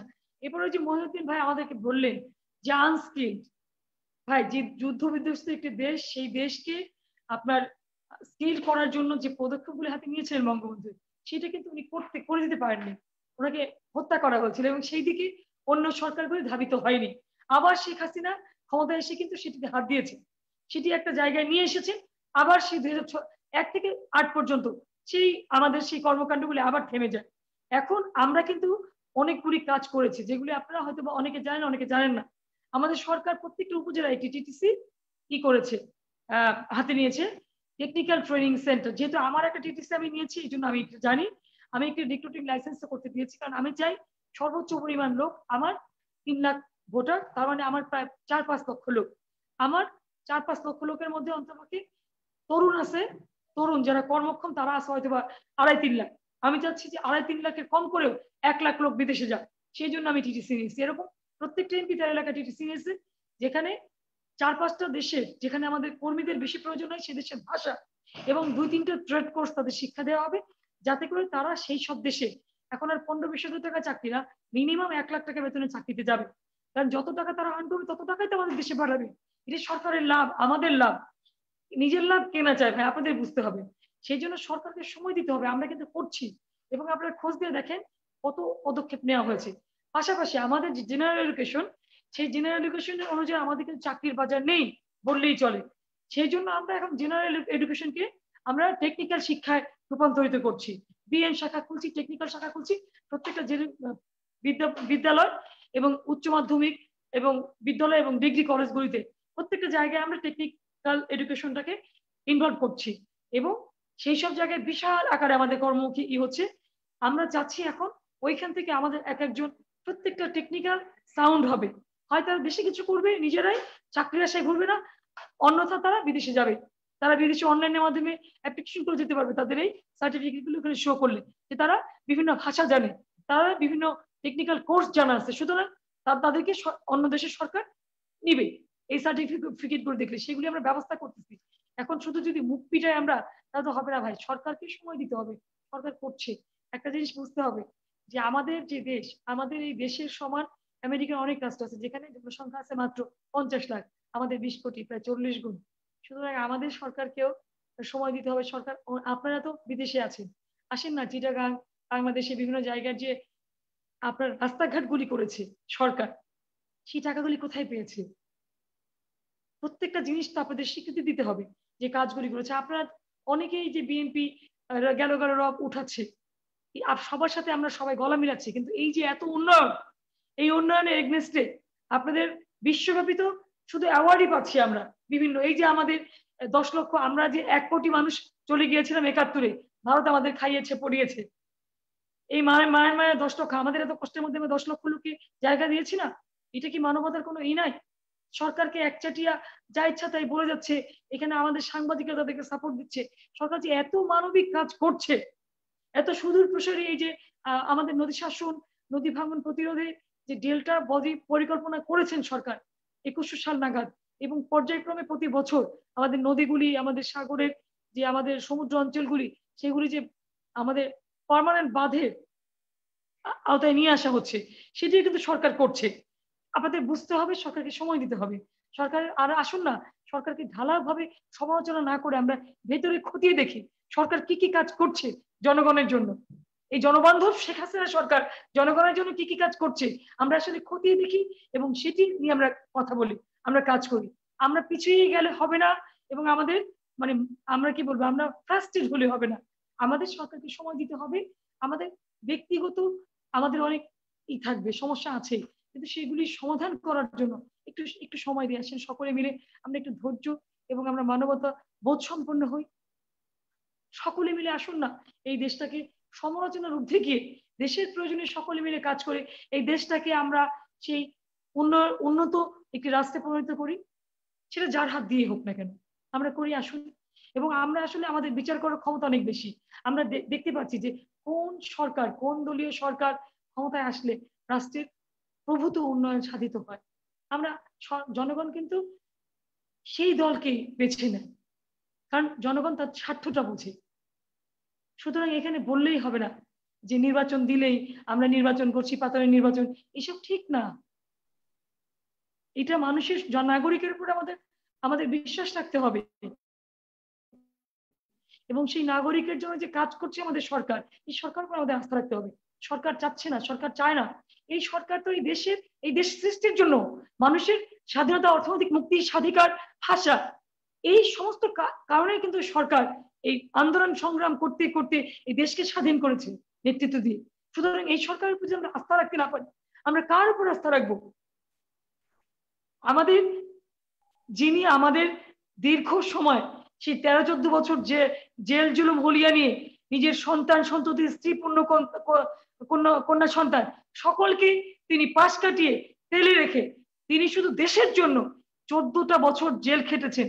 সেই আমাদের জাতির পিতা বঙ্গবন্ধু শেখ মুজিবুর রহমানের যে স্বপ্নের সোনার বাংলাদেশ তিনি গড়ার স্বপ্ন দেখেছিলেন, এবং যার জন্য তিনি তার সপরিবারে রক্ত দিয়ে তিনি খুন হয়েছেন, তারই সেই পরিকল্পনাগুলি তার প্রিয় কন্যা আমাদের মাননীয় প্রধানমন্ত্রী তিনি বাস্তবায়ন করে চলেছেন এক এক করে। সেই 20 ঘন্টা কাজ করে মাত্র 4 ঘন্টা ঘুমিয়ে, সেইখানে আপনাদের সামান্য তার প্রতি সহমর্মিতা থাকবে না? ব্যক্তিগত সামান্য কিছু আপনাদের হলেই মানে কম পড়লেই আপনারা ব্লেম করে যাবেন, অথচ সে যে এই 50 লাখ মানুষের জায়গায় এই 18 কোটি মানুষকে সে সমস্ত অধিকার দেওয়ার চেষ্টায় লিপ্ত, সেইটুকু আপনি বিচার করবেন না? আসুন না, ব্যক্তিগত আবেগটুকু ভুলে গিয়ে আমরা সার্বিকভাবে সকলের কথা ভাবি। সরকারের এই দুঃসময়ে, এই সারা প্যান্ডেমিক যে করোনা সারা বিশ্বের, সেই করোনায় আসুন আমরা বাংলাদেশিরা সরকার যে বিধিনিষেধগুলি দিয়েছে, আসলে যেটা দিয়েছে, যেটি শাহরিয়ার ভাই স্বীকার করলেন না, কেন করলেন না সেটা তার ব্যাপার, কিন্তু সরকার যে বিধিনিষেধগুলি দিয়েছেন সেইগুলো যদি আমরা 100% মেনে চলি, করোনা দেশ থেকে 1 মাসের মধ্যে বিতাড়িত হবে। করোনা এমন কোনো ব্যাপার না। মাস্কের কথা বললেন জুন জুলাই মাসে, মাস্ক কিন্তু আমি আমার এলাকায় বিতরণ করেছি মার্চের 27 তারিখে 2000 মাস্ক আমি বিতরণ করেছি। সুতরাং মাস্ক প্রথম থেকেই আছে। মাস্ক কেনাকাটা নিয়ে একটু সমস্যা হয়েছে, যারা এই কেনাকাটায় দুর্নীতি করেছে তাদেরকে অলরেডি এখান থেকে সরিয়ে দেওয়া হয়েছে, আর যারা সেই দলের হোক আর দলের বাইরের হোক এদের কিন্তু শাস্তির আওতায় আনা হয়েছে কয়েকজনকে। সুতরাং ঢালাভাবে কথা বললে হবে না, ঢালাভাবে কথা বললে হবে না। আর হুট করেই 20 লাখ মানুষের জন্য, 18 লাখ মানুষের জন্য 18 লাখ মাস্ক তৈরি করা সম্ভব না, এটিও বুঝতে হবে। 18 কোটি আমাদের নিজের নিতান্তই প্রয়োজন ছাড়া ঘরের বাইরে যাব না। যদি আমরা কেউ ঘরের বাইরে যাই, প্রয়োজনে আমরা অবশ্যই মাস্ক পরিধান করব এবং বাসায় ঢোকার পরে আমরা সাবান দিয়ে গোসল করে কাপড় চোপড় কেচে ফেলবো। যদি আমরা এই সরকারের বিধিনিষেধটুকু মেনে চলি, ইনশাল্লাহ সকলে যদি শতভাগ মেনে চলতে পারি, 1 মাসের মধ্যে এই দেশ থেকে করোনা বিতাড়িত হবে ইনশাল্লাহ। আপনাকে ধন্যবাদ রূপকদা। ধন্যবাদ ধন্যবাদ জানাচ্ছি মাননীয় সংসদ সদস্য, ধন্যবাদ জানাচ্ছি, কৃতজ্ঞতা জানাচ্ছি আপনার ব্যস্ততার মাঝে আমাদের সময় দেওয়ার জন্য। মাননীয় সংসদ সদস্য শেষের যে কথাগুলো বললেন, মানে আমি আহ্বান জানাবো আজকে অনুষ্ঠান থেকে বাংলাদেশে যারা আছেন যে সরকারের যে, আমাকে একটু সময় দেবেন। মাননীয় সংসদ সদস্য কিছু কথা বলেছেন, আমি ওনারকে একটু সন্তোষজনকভাবে জবাব দিতে চাই। জি বলেন। জি, মাননীয় সংসদ সদস্য, আপনাকে অনেক ধন্যবাদ, আপনি চমৎকার করে কথাগুলো বলেছেন। আমি প্রথমত একটা কথা বলি যে একজন গণমাধ্যম কর্মী হিসাবে আমরা গণতন্ত্রের প্রতি আনুগত্য পোষণ করি। যে কোনো দল, যে কোনো রাজনৈতিক ব্যক্তি কিংবা যে কোনো রাজনৈতিক গোষ্ঠীর ভালো কাজগুলো প্রশংসা করি এবং খারাপ কাজগুলোকে আমরা উপস্থাপন করতে চেষ্টা করি। গণতন্ত্রের প্রতি আনুগত্য রাখি এবং সংবিধানের প্রতি আনুগত্য রাখি, কিন্তু কোনো দলের প্রতি আনুগত্য পোষণ করি না। এটি হচ্ছে আমাদের প্রধান বিষয়। একটি বিষয় আমি আপনাকে একটু বলি, আপনি হয়তোবা একটু অন্যভাবে দেখেছেন বিষয়টি। আপনার সাথে যিনি সম্মানিত আলোচক আছেন, খন্দকার ফারহানা ইয়াসমিন আতিকা, তিনি তার বক্তব্যে খুব একটা তার রাজনৈতিক বিষয়াশয় খুব একটা নিয়ে আসেননি, 1-2 ছোটখাটো বিষয় ছাড়া, যার জন্য আপনাদের কথার পিঠে আমাকে অনেকগুলো কথা বলতে হয়, আবার উল্টো করতে হয়। যেমন আপনি আমাকে বলেছেন যে আমি বারবার একটা দলকে, যে কোনো একটা বিশেষ দলকে বৃহত্তর রাজনৈতিক দল বলি। আমি সেই প্রশ্নের উত্তরে আসি। আজকে যদি উনি ওই দলের কেউ যদি ঠিক তার সফলতার গল্পগুলো বলতো বা তার দলের তার সরকারের সময়কার গল্পগুলো বলতো, তখন আমি আমার প্রশ্ন থাকতো, কিংবা একজন সচেতন নাগরিক হিসাবে প্রশ্ন থাকতো, যেই দল নিজেকে দাবি করে যে তাদের দলের প্রধান একজন মুক্তিযোদ্ধা, একজন সেক্টর কমান্ডার কিংবা মুক্তিযুদ্ধে অংশগ্রহণ করেছেন, একজন মুক্তিযোদ্ধার তৈরি দল, তখন আমার প্রথম প্রশ্ন থাকে, সেই দল যখন প্রথম দল গঠন করে, তার বন্দুকের নলের মুখে থেকে যখন দলটা প্রথম গঠন করে, তখন সেখানে মন্ত্রী বানানো হয়েছিল শাহ আজিজুর রহমান নামক রাজাকারকে, সেখানে মন্ত্রী বানানো হয়েছিল মশিউর রহমান নামক রাজাকারকে। যদি একজন মুক্তিযোদ্ধাই হয়ে থাকেন তিনি, তাহলে তিনি শাহ আজিজুর রহমানের মতো, মশিউর রহমানের মতো রাজাকারকে কি করে মন্ত্রী বানান? তারপরের গল্প আমরা সবাই জানি। এরপর মুজাহিদ এবং আপনার কি বলা হয় নিজামী থেকে শুরু করে সবাইকে আমাদেরকে মাননীয় বলতে, ওই দল আমাদেরকে বাধ্য করেছে, ওই দলীয় সরকার আমাদেরকে বাধ্য করেছে। আমরা এগুলো সবগুলো বুঝি, সবগুলো জানি, এবং সেই বিষয়গুলো আমরা নিরপেক্ষভাবে বলতে চাই। বৃহত্তর রাজনৈতিক দল বলতে আমি সম্মানের সাথে সংসদ সদস্য কিংবা রাজনৈতিক যে কোনো নেত্রী বা নেতাকে আমরা নিশ্চয়ই সম্মানের সঙ্গে কথা বলতে চাইবো, তার দল বা তার আদর্শকে, তার নীতিকে আমরা শ্রদ্ধা করতে চাইবো। কিন্তু যদি নীতিচ্যুত হয়, তখন সেই বিষয়টাই কেবল আমরা উপস্থাপন করতে চাই। আপনি প্রশ্ন এনেছেন যে পাপলু স্বতন্ত্র একজন সংসদ সদস্য, পাপলুর স্ত্রী স্বতন্ত্র সংসদ সদস্য। আমার প্রশ্নটা আমি একবারও বলিনি যে তিনি সরকার দলীয় সংসদ সদস্য, আমি একবারও বলিনি তিনি বিরোধী দলীয় সংসদ সদস্য। আমার প্রশ্ন যদি এইভাবে আপনার কাছে করি, মাননীয় সংসদ সদস্য, একজন স্বতন্ত্র সংসদ সদস্য যদি দুর্নীতি করে, একজন স্বতন্ত্র সংসদ সদস্যের ছেলেকা যদি দুর্নীতি করে, তাহলে কি তার ব্যাপারে কি সরকারের কিছুই করণীয় নেই? তার মানে সে স্বতন্ত্র বলে আওয়ামী লীগের দোষ নয়, যেহেতু আওয়ামী লীগের দোষ নয় তবে আমার দেখার দরকার নেই। বিষয়টা তো এরকম নয়। বিষয়টা হচ্ছে এরকম, সে যেই দলের সংসদ সদস্য হোক, সে স্বতন্ত্র হোক না যাই হোক, তার যে দুর্নীতি, তার যে আপনার কলঙ্ক যেগুলো রাষ্ট্রের জন্য করছে, সেটার বিচার তো করার দায়িত্ব সরকারের। একজন সংসদ সদস্য হোক, আর একজন মন্ত্রী হোক, কিংবা আমার মতো একজন সাধারণ নাগরিক হোক বা গণমাধ্যম কর্মী হোক, আমি কিন্তু তাকে একবারও দলীয় পরিচয় আমি কাউকে নিয়ে আসতে চাইনি। আমি দলীয় পরিচয় বাইরে থেকে দেশের অবস্থানগুলো বোঝাতে চেয়েছিলাম। তো আপনি যেটা বলেছেন পাপলু বা পাপলুর স্ত্রী, তিনি যে দলেরই সংসদ সদস্য হন কিংবা না হন, একজন সাধারণ নাগরিক হন। যেমন আপনি আবার এই জায়গাটা আসেননি যে একজন পুলিশ কর্মকর্তা মারা গেছেন একটা অখ্যাত একটা হাসপাতালে, যে হাসপাতালে কোনো অনুমোদন ছিল না, সেটি কি আওয়ামী লীগের? নিশ্চয়ই নয়। সেটি কি বিএনপির? নিশ্চয়ই নয়। তা আমি সেটি কেন বলেছি? সেটি বলেছি এই জন্য, আমার দেশে একজন সরকার, গণতান্ত্রিক সরকার যখন ক্ষমতায় থাকেন, তখন সেই দেশে কোথায় কি হচ্ছে, দুর্নীতি হচ্ছে, অনিয়ম হচ্ছে, কোথায় রাহাজানি হচ্ছে, হত্যাকাণ্ড হচ্ছে, সেগুলো দেখার দায়িত্ব সরকারের। আর সরকারের যে সফলতাগুলো, সেগুলো আমি একটু বলি আপনাকে। সরকারের সফলতাগুলো আমরা প্রতিদিন, আমাদের দেশের নাগরিকের আমরা প্রতিদিন, আপনার মতো যারা দায়িত্বশীল সংসদ সদস্য, রাজনৈতিক নেত্রী আছেন সরকার দলীয়, এবং যারা মাননীয় মন্ত্রীগণ আছেন সরকার দলীয়, কিংবা অন্য যারা আছেন, তারা প্রতিনিয়তই টেলিভিশনের মাধ্যমে, গণমাধ্যমে সেই সরকার সফলতাগুলো বলে যাচ্ছে। একবারও কিন্তু সরকারের সফলতাকে অস্বীকার করার মতো কোনো দুঃসাহস আমি দেখাইনি। কারণ কি, যেটি সফলতা সেটি সফলতা। একটি প্রশ্ন থেকে যায়, সেটি হচ্ছে কি জানেন, জাতির জনক বঙ্গবন্ধু শেখ মুজিবুর রহমান তার জীবদ্দশায় যখন দেখলো যে তিনি প্রাণপণ চেষ্টা করার পর দেশকে উপরের দিকে নিতে চাইছে, তিনি যখন জানতেন না যে খন্দকার মোশতাকের মতো খুনি তার দলের মধ্যে অবস্থান করছে, তিনি তখন মুখ উঁচিয়ে দেশের মানুষকে ভালোবেসে বলেছিলেন, দেশ স্বাধীন করে মানুষ পায় সোনার খনি, আমি পেয়েছি চোরের খনি। দ্যাট ইজ, আমি আপনাকে বলতে চেয়েছি, একজন মহানায়ক কত বড় বুকের পাটা হলে, কত দেশপ্রেম থাকলে একজন রাষ্ট্রের প্রেসিডেন্ট, একজন রাষ্ট্রের নেতা, একজন ক্ষমতাসীন দলীয় নেতা, একজন জাতির পিতা সহজ সরল ভাবে নিজের দলেরও সমালোচনা করতে পিছপা হন না। আমরা চেয়েছি আমাদের দেশের মধ্যে যারা রাজনীতি করেন তারা বঙ্গবন্ধুর মতো বুকের পাটা থাকবে, সৎকে সৎ, অসৎকে অসৎ বলবে। পাশাপাশি এটিও বলি, মাননীয় প্রধানমন্ত্রী আজকের যিনি ক্ষমতায় আছেন শেখ হাসিনা, তিনি কাজ করেন বলেই আজকে যদি ছোটখাটো একটা নিখোঁজ সংবাদ হয়, তখন এই নিখোঁজ যে ছেলেটা হয় তার মাও কিন্তু বলে প্রধানমন্ত্রীর দৃষ্টি আকর্ষণ করছে, কারণ তিনি জানেন যে প্রধানমন্ত্রীর দৃষ্টিগোচর হলেই সমস্যার সমাধান হবে, এবং তিনি যে কাজ করেন সেটি গ্রামের একজন বালিকা পর্যন্ত জানে। এবং শেখ হাসিনা প্রধানমন্ত্রী কাজ করছেন বলে আজকে দেশ এতটুকু এগিয়ে গেছে। পাশাপাশি আমাদের মনে রাখা চাই, একটা সরকারকে আমলারা, তার দলের কতগুলো নীতিভ্রষ্ট ব্যক্তি গোষ্ঠী, যেটি আপনি একটু আগে চমৎকার করে বলেছেন যে পাপিয়াকে এনেছে দলের কিছু নিন্দনীয় ব্যক্তিরা তাকে প্রশ্রয় দিয়েছে। এই ধরনের যারা নিন্দনীয় ব্যক্তি আছে, গোষ্ঠী আছে, ওরা দলকে, সরকারকে বেকায়দায় ফেলার জন্য যে পরিস্থিতির সৃষ্টি করে, সেটি থেকে উত্তরণ ঘটানোর জন্য প্রধানমন্ত্রীকে সহযোগিতা করা আপনার যেমন দরকার, সেটি আমারও দরকার, দেশের প্রতিটা নাগরিকের দরকার। সেই জায়গায় থেকে আমি আপনাকে সবিনয়ে বলতে চাইবো, আমি যে প্রসঙ্গগুলো উত্থাপন করেছি রাষ্ট্রের নাগরিক হিসাবে, যে রাষ্ট্র যে সফলতার কাজগুলো করেছে, যে উন্নয়নগুলো করেছে, সেগুলো অস্বীকার করার বিন্দু মাত্র কোনো পথ নেই। বরং আমি এইভাবে বলতে চাই, সরকার যখন, গণতান্ত্রিক সরকার যখন ক্ষমতায় আছে, তখন এই দেশের মধ্যে যেসব অনিয়মগুলো হচ্ছে, যেসব দুর্ঘটনাগুলো ঘটছে, সেগুলো যেন না ঘটে, সেই ব্যাপারে একজন সংসদ সদস্য হিসেবে আপনার দৃষ্টি আকর্ষণ করতে চাইছি। ধন্যবাদ আপনাকে। ধন্যবাদ জানাচ্ছি আপনাকে। জি, মীরা আপা কিছু বলবেন? একটু আনমিউট করতে হবে, মীরা আপা একটু আনমিউট করতে হবে প্লিজ।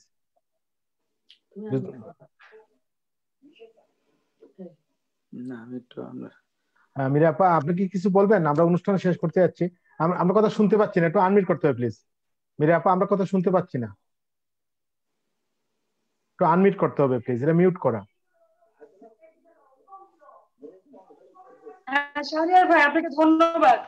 আমি জাস্ট আপনাকে যেটা বলতে চাচ্ছি যে আমি প্রথমেই মিউট, এখনো মিউট করা? না না, শোনাচ্ছে, বলেন। শোনাচ্ছে, জি শোনাচ্ছে।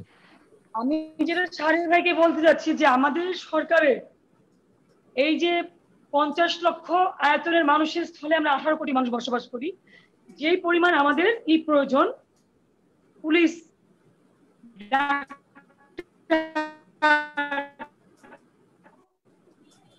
যা প্রয়োজন আমাদের কিন্তু সেরকম নেই। বাঙালিরা জন্মসূত্রে আমরা বাঙালি এই দেশে থাকছি, এবং আপনি যেহেতু একজন সাংবাদিক, প্রত্যেকটা জিনিস আপনি জানেন, আমার থেকেও আপনার কাছে অনেক বেশি ডাটা রয়েছে দেশের প্রত্যেকটা সেক্টরের। সেই তুলনায় কি আমরা অনেক খারাপ আছি? হ্যাঁ, কিছু কিছু বিচ্ছিন্ন ঘটনা ঘটছে এবং সরকারের নজরে আসলে কিন্তু সেটির বিচারও হচ্ছে। আরেকটা জিনিস কিন্তু আমাদের ভুলে গেলে চলবে না শাহরিয়ার ভাই, সেটি হলো আমাদের যে আইন, সেই আইনটি কিন্তু ব্রিটিশ আইন থেকে নেয়া। আমাদের আইনে অনেক ফাঁকফোকর রয়েছে এবং আমরা কিন্তু পর্যায়ক্রমে যেটি নিয়ে আওয়াজ উঠছে জনগণের মধ্যে, আমরা কিন্তু আইন সংশোধন করছি, আইনের কঠোর অবস্থান নিশ্চিত করার চেষ্টা করছি।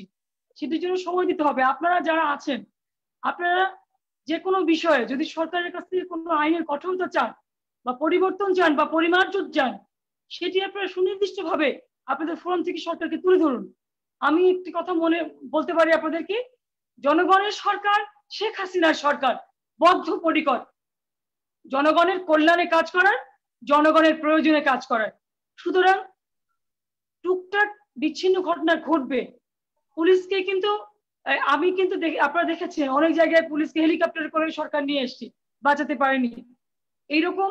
আর এই যেই হসপিটালগুলির কথা আপনারা বলছেন, কিছু তারা কোনো আসলে দল করে না, কিছু বাজে লোক যারা হীন স্বার্থ চরিতার্থ করার জন্য এই মানুষের জীবন নিয়ে ছিনিমিনি খেলে, সে যে দলেরই হোক, এই সমস্ত মানুষকে কঠোরভাবে আমি মনে করি শাস্তির আওতায় আনা উচিত।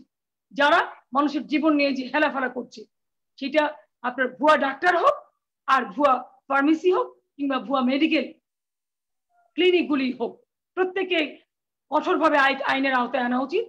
শাহরিয়ার ভাই, আমি কিন্তু শেখ হাসিনার 100% কর্মী, আমি 100% অনুসরণ করি আমি আমার মাননীয় প্রধানমন্ত্রীকে, এবং আমি আজ 35 বছর তার সান্নিধ্যে রয়েছি। আমি অনেক প্রাউড ফিল করি যে আমি জনাব শেখ হাসিনার একজন কর্মী এবং আমার সংসদ নেতা মাননীয় প্রধানমন্ত্রী দেশরত্ন শেখ হাসিনা। সুতরাং এটা আমার অনেক গর্বের বিষয়। আমি মনে করি আমি আমার জায়গায় সৎ, আমি জনগণের জন্য কাজ করি। এবং উনি টাকা পয়সার ব্যাপারে যেটা বললেন, টাকা পয়সা আমার স্বামী মোশাররফ হোসেন রাজা, সে হলো ঢাকা বিশ্ববিদ্যালয়ের একজন কিংবদন্তি ছাত্র নেতা। শুধু ছাত্রলীগ নেতা নয়, নির্বাচিত ছাত্র নেতা। যখন ছাত্রলীগ ছাত্রদল একসাথে হয়ে 89 সালে ডাকসুতে ইলেকশন করেছিল ছাত্র সংগ্রাম পরিষদের, সেইখানে জহুরুল হক হলের নির্বাচিত জিয়াস নির্বাচিত হয় আমার স্বামী মোশাররফ হোসেন রাজা। এবং ঢাকা বিশ্ববিদ্যালয়ের ঘ ইউনিটের মেধা তালিকার 7ম স্থান অধিকার করে যিনি লয়ের ছাত্র হিসেবে ঢাকা বিশ্ববিদ্যালয়ে পড়াশোনা করেছেন। এবং আমরা চাইলে অনেক কিছু করতে পারতাম। আমরা শেখ হাসিনার কর্মী, আমাদের কোনো মতে বেঁচে থাকলে হবে। আমি আমাদের 1958 সাল থেকে আমরা ঢাকা শহরে বসবাস করি। আমাদের কিন্তু কোনো প্লট নেই, বাড়িও নেই। আমাদের কোনো প্লটও নেই, বাড়িও নেই। সুতরাং আমি বুকে সাহস করে বলতে পারি, সৎ কথা সত্য কথা, আমার হাত ধরে বিএনপির কোনো জাসুস আমার দলে অবস্থান পায়নি। আমার হাত দিয়ে কোনো অন্যায় কাজ সাধিত হয়নি কখনো। আমি আমার মাননীয় প্রধানমন্ত্রী, উপরে আমার আল্লাহ, নিচে মাননীয় প্রধানমন্ত্রী জননেত্রী শেখ হাসিনাকে আমি শতভাগ অনুসরণ করে চলি। সুতরাং আমি বুকে বল নিয়ে কথা বলতে পারি। আমি যে কাউকে আমি চ্যালেঞ্জ করতে পারি, চ্যালেঞ্জ সরিয়ে কথা বলতে পারি। আমি আমার এই যে আজকে প্রায় 1 বছর 9 মাস আমি এমপি পার্লামেন্ট মেম্বার, আমি 1 টাকা বেতনের খাইনি। সব টাকা আমি ত্রাণ দিয়ে ফেলেছি আমার এলাকায়, এটি সবাই জানে, সবাই জানে। সুতরাং আমার বুকে বল এবং সৎ সাহস রয়েছে। আমি যে কাউকে ডিফার করতে পারি, আমার সেই সাহস রয়েছে। আমার মিনমিন করতে হবে না। আমি আমার হলফনামায় যা দেখিয়েছি এখনো তাই আছে, 2 টাকা বাড়েনি। সুতরাং আমার কোথাও বেনামে কোনো ব্যাংক অ্যাকাউন্ট নেই, আমার কোথাও, আমি আমার দিক থেকে সৎ। আমি মনে করি আমাকে যে মহান দায়িত্ব দিয়েছেন মাননীয় প্রধানমন্ত্রী জননেত্রী শেখ হাসিনা, সেটি আমি আমার আমৃত্যু সেটি আমি পালন করে যাব, সেটি আমি আমৃত্যু পালন করে যাব। সুতরাং আমি বুকে হাত বলতে পারি, শাহরিয়ার ভাই, আমি আমার দায়িত্ব পালন করছি। এবং আমার মতো করে যদি সবাই সবার জায়গা থেকে দায়িত্ব পালন করে, তাহলে শেখ হাসিনা যে পরিশ্রম, এটা শতভাগ সার্থক হবে, শতভাগ সার্থক হবে। সেজন্য আমি আবারও বলবো যে আসুন, সাদাকে সাদা, কালোকে কালো বলি, শেখানো বলি, মুখস্থ বলি না বলে ভেতর থেকে নিজে সৎ থাকি এবং সকলকে সৎ পথে থাকার পরামর্শ দিই। এবং এই যে আমাদের এই যে মহামারী সিচুয়েশন, যে করোনা, সেই করোনাকে আমরা মোকাবেলা করার জন্য কোনো ধরনের কোনো এর প্রতি ব্লেম না করে, এই ব্লেম গেমে না গিয়ে আমরা সকলের অবস্থান থেকে আমরা কাজ করি, যাতে করোনা এই দেশ থেকে নিশ্চিহ্ন হয়ে যায় এবং সকলে ভালো থাকে। ধন্যবাদ আপনাকে রূপকদা। ধন্যবাদ জানাচ্ছি আপনাকে, কৃতজ্ঞতা জানাচ্ছি এবং আগামীকাল অনুষ্ঠান থেকে আমন্ত্রণ জানাচ্ছি। আমি এখানে আসছি কোভিড ভাইরাস নিয়ে, কিন্তু 90% টক হলো বর্তমান পলিটিক্স নিয়ে। কিন্তু আমাদের বিষয় কিন্তু সমসাময়িক বিষয় মুকুল ভাই। আমরা কিন্তু আমাদের আজকের বিষয় হচ্ছে সমসাময়িক, আমরা বাংলাদেশের সমসাময়িক। তাহলে আমার কি তুমি 2-4 মিনিট অ্যালাউ করবা কিছু বলতে, নাকি তোমার সংক্ষিপ্ত করতে হবে? একটু আমাদের টাইমে একটু সংক্ষিপ্ত করতে হবে প্লিজ। না সংক্ষিপ্ত, আমি তো বেশি কথা বলি না, সংক্ষিপ্ত কথা বলি। আমি আমাদের 2 রাজনীতিবিদ নেত্রীর কাছ থেকে কথা শুনে খুব স্টিমুলেটেড ফিল করতেছি 2-1টা কথা বলার জন্য। আমি কিন্তু বিএনপি করি না, আওয়ামী লীগও করি না। আমি বেসিক্যালি প্রোগ্রেসিভ পার্টি করি এবং স্টুডেন্ট আমল থেকে আমি পলিটিক্স করি। আমি যখন বিএল কলেজ বেড়ে খুলনা, তখন থেকে মেডিকেল কলেজে আমি কাজ করছি। আমি 68-69 মুভমেন্টে বঙ্গবন্ধুকে আগরতলা মামলা থেকে বাইর করার জন্য মফিজুল ইসলাম সেলিম এদিন মিছিল করছি। যে আগরতলা মামলার যে মেইন জাজ ছিল, তার বাড়িতে আগুন দিয়ে পোড়াই দেয় বাংলা একাডেমির পাশে। তারপরে ওই দিনই সেনাবাহিনী পাওয়ার দখল করে। তারপর থেকে আমরা প্রোগ্রেসিভ পলিটিক্স করছি, করে আমি বাংলাদেশের মুভমেন্টে অংশগ্রহণ করছি। অ্যাডভাইজার হিসেবে আর্মস নিয়ে আমার নামতে দেয় নাই, কারণ আমার আব্বা একখানে পড়েছিলেন, আসতে পারেন নাই। আমার ইমিডিয়েট ভাই জেলে ছিল, আমার আরো 7 ভাই বোন আমার সাথে ছিল। আমি তখন সেকেন্ড ইয়ারের স্টুডেন্ট। কিন্তু আমি পলিটিক্সে থাকছি এই গোপালগঞ্জে, এবং সেখানে আমরা মুক্তিযোদ্ধাকে সংগঠন করি। তখন ইন্ডিয়া তো মুক্তিযুদ্ধ হয় নাই, ফার্স্ট উইক অফ মেতে, এবং মুক্তিযুদ্ধ করে শেষ পর্যন্ত আসছি। মুক্তিযুদ্ধে আমরা অ্যাডভাইজার হিসেবে কাজ করছি, ইউনিটি করার জন্য, বিচার করার জন্য। জুন্নুবের সাথে যে পরে এমপি হন, এখন ইসমাত কামিল গামা মুক্তিযুদ্ধ সংসদ ভাইস চেয়ার, তার বড় ভাই তার সাথে। এবং কাজেই আমরা বঙ্গবন্ধুকে তার ছোট সময়ের হিস্ট্রি থেকে, স্টুডেন্ট আমলে ক্যালকাটার হিস্ট্রি থেকে, বাংলাদেশ হওয়ার পরে বাংলা মুভমেন্টের তার হিস্ট্রি আমরা জানি। তারপরে তাকে যুক্ত ফ্রন্টে দেখেছি, মুসলিম আওয়ামী লীগে দেখেছি, আওয়ামী লীগ করতে দেখেছি সরদির সাথে। তারপরে সে বাংলাদেশ, তারপর আগরতলার যে ঘটনা, সেটা তার যে দান, তার যে আছে তার মধ্যে, সেটা আমরা জানি। তারপরে আমাদের দেশ স্বাধীন হয়েছে সেটা আমরা জানি। তারপরে তার হিস্ট্রি আর বলে শেষ নাই। সে একটা মানুষ, কখনো নীতি থেকে বিচ্যুত হয় নাই, এবং মনে যা বিশ্বাস করছে সেটাই বলছে। এবং তাকে হত্যা করলো কারা? হত্যার মাধ্যমে যারা পাওয়ারে আসলো, কারা? হত্যার মাধ্যমে এটা বিরাট ষড়যন্ত্র, ইন্টারন্যাশনাল ষড়যন্ত্র। তার মূল হুতা বাংলাদেশে আছে, এবং যারা পাওয়ারে আসলো, মুস্তাক। মুকুল ভাই আমরা আরেকটা প্রোগ্রাম করব, আজকে আমাদের টাইম শেষ হয়ে গেছে। প্লিজ আমরা আরেকটা প্রোগ্রাম করব, আপনাদের কাছে এই তথ্যগুলো জানার দরকার আছে, কারণ আমরা নতুন প্রজন্ম জানতে চাই। কারণ আমরা জানি যে আপনি 71 সনে মানে স্বাধীনতার আগ থেকে আপনার দীর্ঘদিন বাংলাদেশের আন্দোলনে জড়িত ছিলেন, অনেক ইতিহাস আছে। আপনি বঙ্গবন্ধুর সাথে দেখা করেছিলেন, অনেক দাবি দেওয়া তুলে ধরেছিলেন, বঙ্গবন্ধুর সাথে কথা বলেছিলেন, এবং বঙ্গবন্ধু সেই দাবি দেওয়া বাস্তবায়ন করেছিলেন। ধন্যবাদ সবাইকে, এবং আগামীকালকে অনুষ্ঠান দেখার আমি একটু বলি আপনাকে। আজকে আপু আমাদের মাননীয় সংসদ সদস্য অলরেডি উনি মানে চলে গেছে, তো আশা করি এখন আপনি বললেও শুনতে পাবেন না, কারণ আমাদের অনুষ্ঠান শেষ পর্যায়ে অন্য একটা প্রোগ্রামে অবশ্যই আপনাকে নিয়ে আসবো, বলবেন আপনি। ভালো থাকবেন, সুস্থ থাকবেন সবাই। আগামীকাল অনুষ্ঠান দেখা আমন্ত্রণ জানিয়ে অনুষ্ঠান শেষ করছি। সবাইকে ধন্যবাদ।